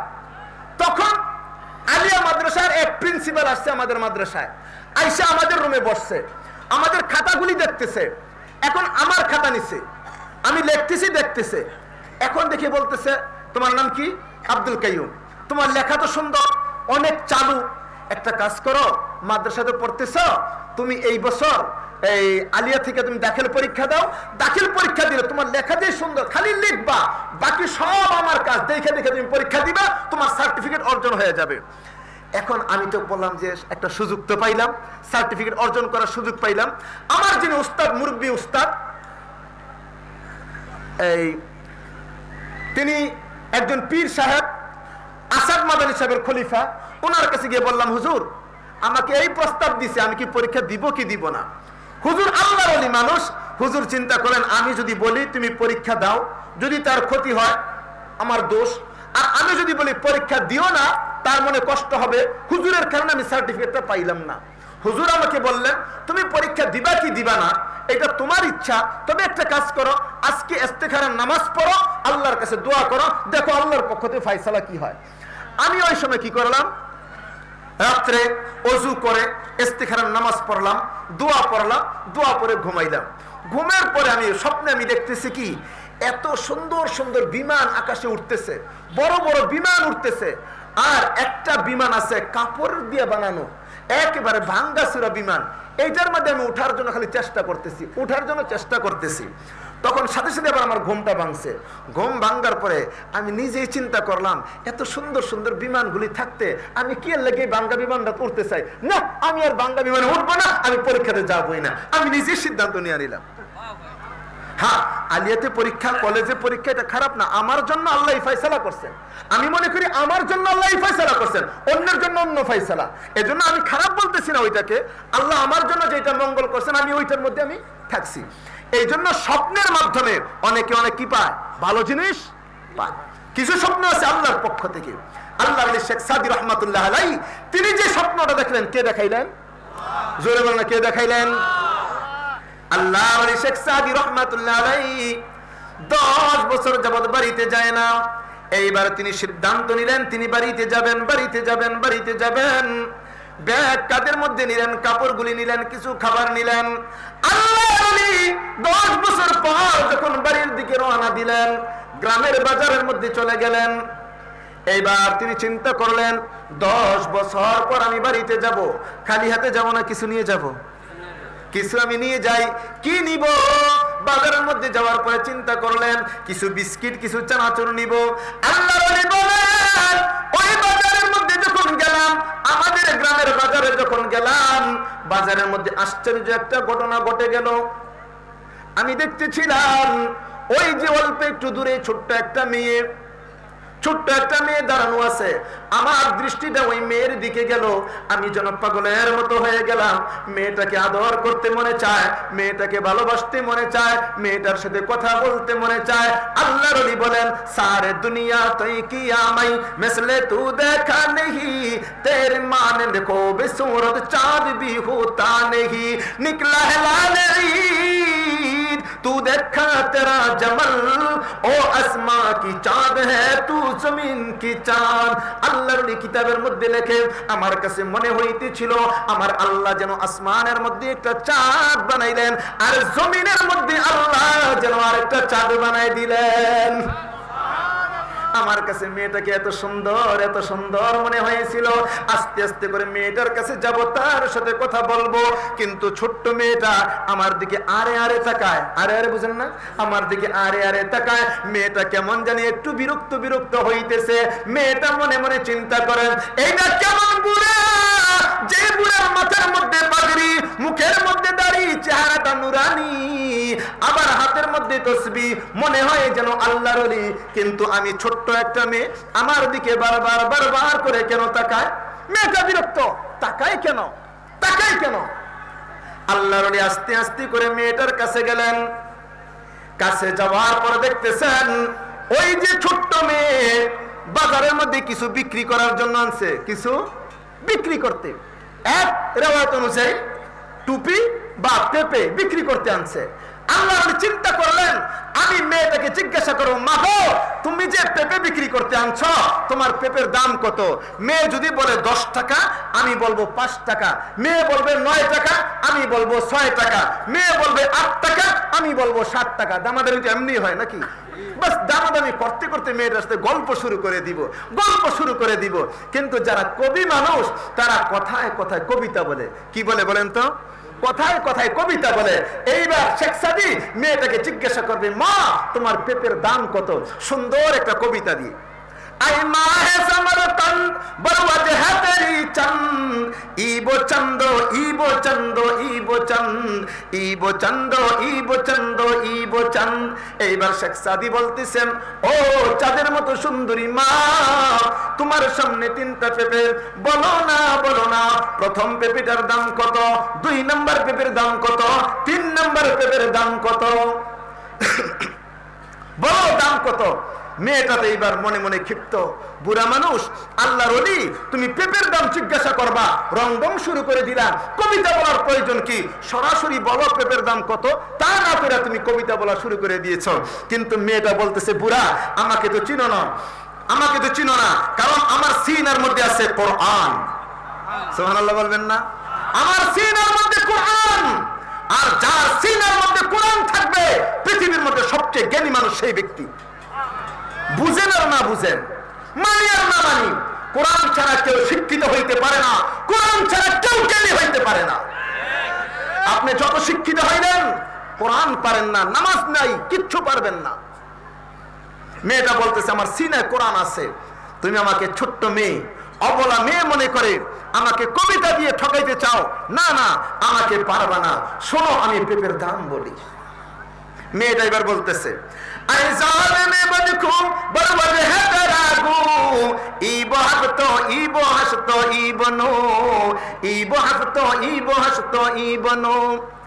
মেয়েটা বলতেছে, ও বুড়া শোনো গো, আমার পেঁপে যদি নিতে হয়, আমার একটার দাম 7, আর একটার দাম 8, আর একটার দাম 9, যদি নিতে চাও এই দাম দাও। আশ্চর্য হয়ে গেলেন।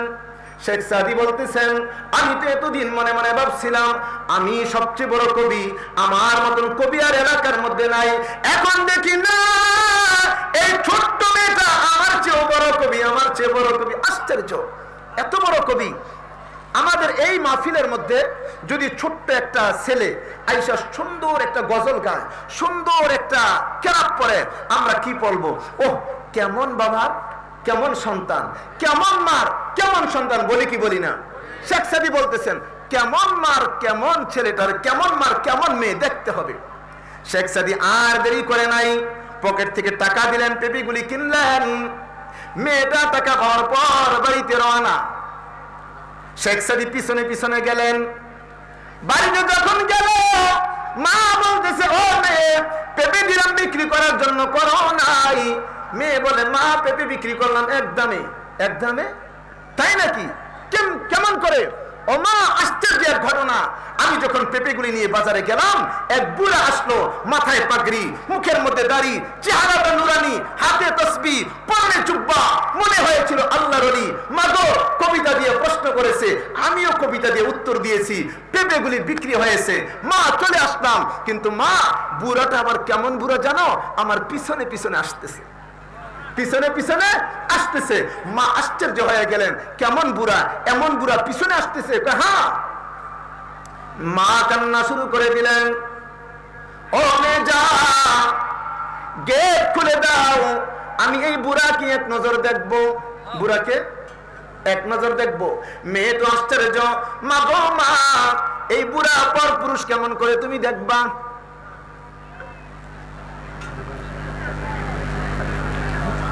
কেমন করে দেখবা পর পুরুষ? তারপর মেয়েটা পর্দা খুলে দিল। খুলে দেওয়ার পর মা ছাউমাউ করে চিৎকার শুরু করছেন। মা বলছে, ও মেয়ে যা, আর বুড়া বলে ডাক দিবি না। তিনি সাধারণ বুড়া না, তিনি হলেন আমার হারানো স্বামী শেখ সাদি।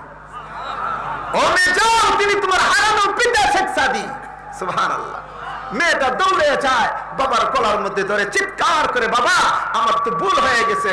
বাবা বলে, না না, তোমার কোনো ভুল হয় নাই, আলহামদুলিল্লাহ, আল্লাহর দরবারে শুকরিয়া, আমি যেমন, আল্লাহ আমাকে তেমন সন্তান দিয়েছেন।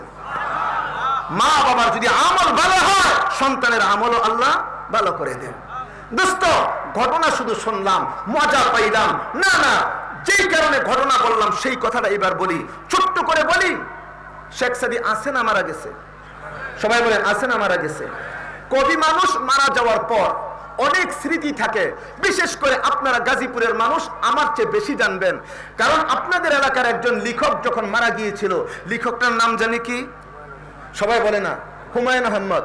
হুমায়ুন আহমদ যখন মারা গেল, মারা যাওয়ার পর প্রত্যেকদিন পেপার পত্রিকা খালি দেখতেছি গাজীপুর নুহাসপল্লীতে ওইখানে আছে ভূত বিলাস, বৃষ্টি বিলাস, আরো কি কি বিলাস জানি আছে।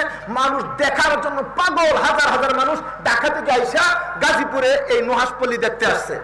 আসে নাই? আপনারা খবর নাই নাকি? আসছে। হ্যাঁ, যখন শেখ সাদি মারা গেছে, শেখ সাদির বাড়িটা দেখার জন্য কিছু নওজোয়ান যুবক দেওয়ানা। শেখ সাদি একজন কবি মানুষ, এর বাড়িতে বাগান থাকবে, পুকুর থাকবে, অট্টালিকা অট্টালিকা থাকবে, আমরা যাব সেখানে গিয়ে কবিতা পড়বো, আমরা গিয়ে ভ্রমণ করব। চলো যাই দেখে আসি। একদল নওজোয়ান মাদ্রাসার ছাত্র তারা শেখ সাদির বাড়িটা দেখার জন্য রওনা দিল, পিকনিক সেখানে করবে। মাদ্রাসার ছাত্রদের মনে বড় আনন্দ, তারা বাগান দেখবে, অট্টালিকা দেখবে, পুকুর দেখবে, সুন্দর সুন্দর কিছু দেখবে। কিন্তু যাওয়ার পর দেখতেছে, হায় হায়, দেখতে আসলাম কি আর দেখলাম কি, গিয়া দেখে শেখ সাদির বাড়িতে বাগান নাই, পুকুর নাই, অট্টালিকা নাই, আছে ছোট্ট একটা ভাঙ্গা ঘর। আছে কি? ভাঙ্গা ঘর। বলেন এইবার যারা গেল দেখার জন্য, এদের মন ভালো না খারাপ? আরে এর চেয়ে সুন্দর ঘর তো আমাদের বাড়িতে আছে, এইটা দেখার জন্য আসছি। এইবার ছেলেরা বলতেছেন, সাদিয়া শিরাজিয়া নামত বসাস চুদিদম খানায়ে তু খারো খাসাস। ও শেখ সাদি, আমরা তো ভাবছিলাম তোমার অনেক বুদ্ধি আছে, অনেক জ্ঞানী মানুষ তুমি। না না, আমরা বুঝতে পারলাম আসলে তোমার কোনো জ্ঞান বুদ্ধি ছিল না। জ্ঞান বুদ্ধি থাকলে তুমি একটা বিল্ডিং বানাইতা, বাগান করতা, অট্টালিকা বানাইতা, নুহাস পল্লী বানাইতা, বৃষ্টি বিলাস, বুধ বিলাস বানাইয়া যাইতা। কোন বুদ্ধি ছিল না। যুবকের দল শেখ সাদিকে যখন খারাপ বলতেছে, ওই ভাঙ্গা ঘরের মধ্যে শেখ সাদির ওই মেয়েটা বসা। কিরে নওজোয়ান যুবক, মাদ্রাসার তালেবুল ইলম, এরা আমার বাবাকে খারাপ বলতেছে, নির্বুদ্ধ বেয়াকুব বলতেছে। ওই ঘর থেকে, পর্দায় থেকে মেয়েটা যুবকদেরকে বলেন, ও যুবক শোনো, কাফেলা রফতন্দ মামি রবিম আজবরায়ে চন্দিরু যাই বসাস। মেয়েটা বলে, নওজোয়ান যুবক, আমার যুবক বন্ধুরা বলো না তোমরা আমার বাবার বাড়িতে কেন আসছো? যুবকের দল বলে, আমরা ভ্রমণ করার জন্য আসছি, সফর করার জন্য আসছি। মেয়েটা বলে, ও যুবকের দল, তোমরা যেহেতু ভ্রমণ করার জন্য আসছো, আমার বাবা বাড়ি বানায় নাই, আমার বাবা অট্টালিকা বানায় নাই, আমার বাবা তো বাগান করে নাই। তোমরা একটা কাজ করো, বাগান বানাও, অট্টালিকা বানাও, পুকুর বানাও, তোমরা বানাও, তোমরা বানাও। যুবকের দল বলছে, পাগল হয়ে গেছো? আমরা তো মুসাফির, ভ্রমণ করার জন্য আসছি। আর ভ্রমণ করতে আইসা কেউ বাগান বানায় না, বাড়ি বানায় না, অট্টালিকা বানায় না, জানো না? মেয়েটা বলে, এতক্ষণে তুমি সঠিক কথা বলছো, তোমরা সফর করার জন্য আসছো তো শোনো, এহি হামে সবে মুসাফির হায় কবর আখের ঠিকানা, এহি হামে সবে মুসাফির হায় ওহি আখের ঠিকানা, কুই আগে রওয়ানা হায় কুই পিছে রওয়ানা। মেয়েটা বলে, যুবক শুধু তোমরা মুসাফির এমনটা না, এই পৃথিবীর প্রতিটা মানুষ মুসাফির, মুসাফির, মুসাফির। এরা যুবক কেউ দুনিয়াতে থাকার জন্য আসে না, আমরা সকলেই ভ্রমণ করার জন্য আসছি। আমাদের ভ্রমণ যখন শেষ, আমরা তখন আমাদের বাড়ি জান্নাতে চলে যাব। এ নওজোয়ান যুবক, আমার বাবা নির্বুদ্ধ না, আমার বাবা বেয়াকুব না, আমার বাবা বাড়ি বানিয়েছেন জান্নাতের মধ্যে, আমার বাবা অট্টালিকা বানাইছেন জান্নাতের মধ্যে, আমার বাবা বাগান বানাইছেন জান্নাতে। শেখ সাদি জান্নাতের মধ্যে বাগান বানাইছেন, বাগানে অট্টালিকা বানাইছেন, সব করছেন। আমাদের করার দরকার আছে না নাই? জান্নাতে বাড়ি বানাইতে কারা কারা চাইতে হাত উঁচু করে দেখাই। নারে তাকবীর! কষ্ট হয়েছে আপনাদের? আল্লাহ, আমার এমন ঠান্ডা, এই জন্য আমার একটু কষ্ট হয়েছে আর কি। আপনাদের কষ্ট হয় নাই তো? বলে আলহামদুলিল্লাহ। আর বলে আলহামদুলিল্লাহ। আমার শেষ কথা, আমি একটা কথা বলে যাই, একটা কথা বলে যাই না, ওইদিকে গেল সময় বেশি হয়ে যাবে, অন্যদিকে যাই। মাদ্রাসাটার নাম কি? জামিয়া ইসলামিয়া কওমিয়া হাফিজউদ্দিন মাদ্রাসা। আচ্ছা আপনারা বলেন, এই ছেলেরা, হুজুর আইসা পড়বো, উঠে কেন? হাফিজউদ্দিন মাদ্রাসা উনি কি আছে না গেছে? মারা গেছেন। আচ্ছা, উনি মারা গেছেন, মাদ্রাসা করেছেন। আল্লাহর বান্দা একটা কাজ করেছেন, আল্লাহর বান্দা একটা কাজ করেছেন, মাদ্রাসা প্রতিষ্ঠা করে গিয়েছেন। কিয়ামত পর্যন্ত মাদ্রাসায় যত হাফেজ হবে, আলেম হবে, যত আমল হবে, আল্লাহর বান্দার কবরে যাইতেই থাকবে। শুধু ওনার কবরে যারা মাদ্রাসাকে মহব্বত করেন, যারা মাদ্রাসাকে ভালোবাসেন, তালেবুল ইলমদেরকে ভালোবাসেন, উস্তাদদেরকে ভালোবাসেন, কোরআনকে যারা ভালোবাসেন, কোরআনওয়ালাদেরকে যারা ভালোবাসেন, কোরআনের ঘরকে যারা ভালোবাসেন, আপনার আমার কবরেও কিয়ামত পর্যন্ত সব যাইতে থাকবে। দোস্ত, যদি জিজ্ঞাসা করি বাড়ি কোথায়, আপনারা বলবেন গাজীপুর। আমি যদি বলি না আপনার বাড়ি গাজীপুর, না রাগ করবেন। গাজীপুর আমার বাড়ি, বাড়ি আছে, বিল্ডিং আছে, সব আছে। গাজীপুর, আপনার বাবা বলেছিল বাড়ি গাজীপুর, আপনার দাদা বলেছিল বাড়ি গাজীপুর, আপনার পরদাদা বলেছিলেন বাড়ি হলো গাজীপুর। পরদাদা চলে গেছেন, দাদা চলে গেছেন, বাবা চলে গেছেন, আপনি আমিও চলে যাব, আমাদের ছেলেরাও চলে যাবে, নাতিরাও চলে যাবে। কুল্লু মান আলাইহা ফান, দুনিয়াতে কেউ থাকবো না। তবে গাজীপুর আমার আপনার বাড়ি না, আপনার আমার বাড়ি হলো জান্নাত। বলেন বাড়ি কোথায়? জোরে বলেন বাড়ি কোথায়? মা লা আইনুন রাআত ওয়ালা উযুনুন সামিয়াত ওয়ালা খাতারা আলা কলবি বাশার। আরে এমন বাড়ি আল্লাহ আমাদের জন্য বানাইছেন, এমন বাড়ি, ওই বাড়ির একটা ইট যদি আল্লাহ দুনিয়াতে পাঠাইতেন, তাম পৃথিবী বিক্রি করে দিলে একটা ইটের সমান হইতো না। এই বাঙ্গা বাড়ির জন্য পাগল, এই বাড়ি থেকে বিদায় করে দিবে, এই বাড়িতে কোনোদিন আমাদেরকে রাখবে না, বিদায় করেই দিবে, আর কোনোদিন আসতে পারবো না। জান্নাতের বাড়িতে ঢুকবো তো ঢুকবো, খালিদিনা ফিহা আবাদা, ঢুকবো তো ঢুকবো, আর কোনোদিন আল্লাহ বের করবে না। আমাদের বাড়ি কোথায়? জোরে বলি বাড়ি কোথায়? জান্নাত আমাদের বাড়ি। এই জন্য এই জান্নাত বাড়িটা কামাই করার জন্য আমাদের কিছু কষ্ট করতে হবে, কাজ করতে হবে, গোলামি করতে হবে। কার গোলামি করতে হবে? কার? জান মাল আল্লাহ রাস্তায় খরচ করতে হবে।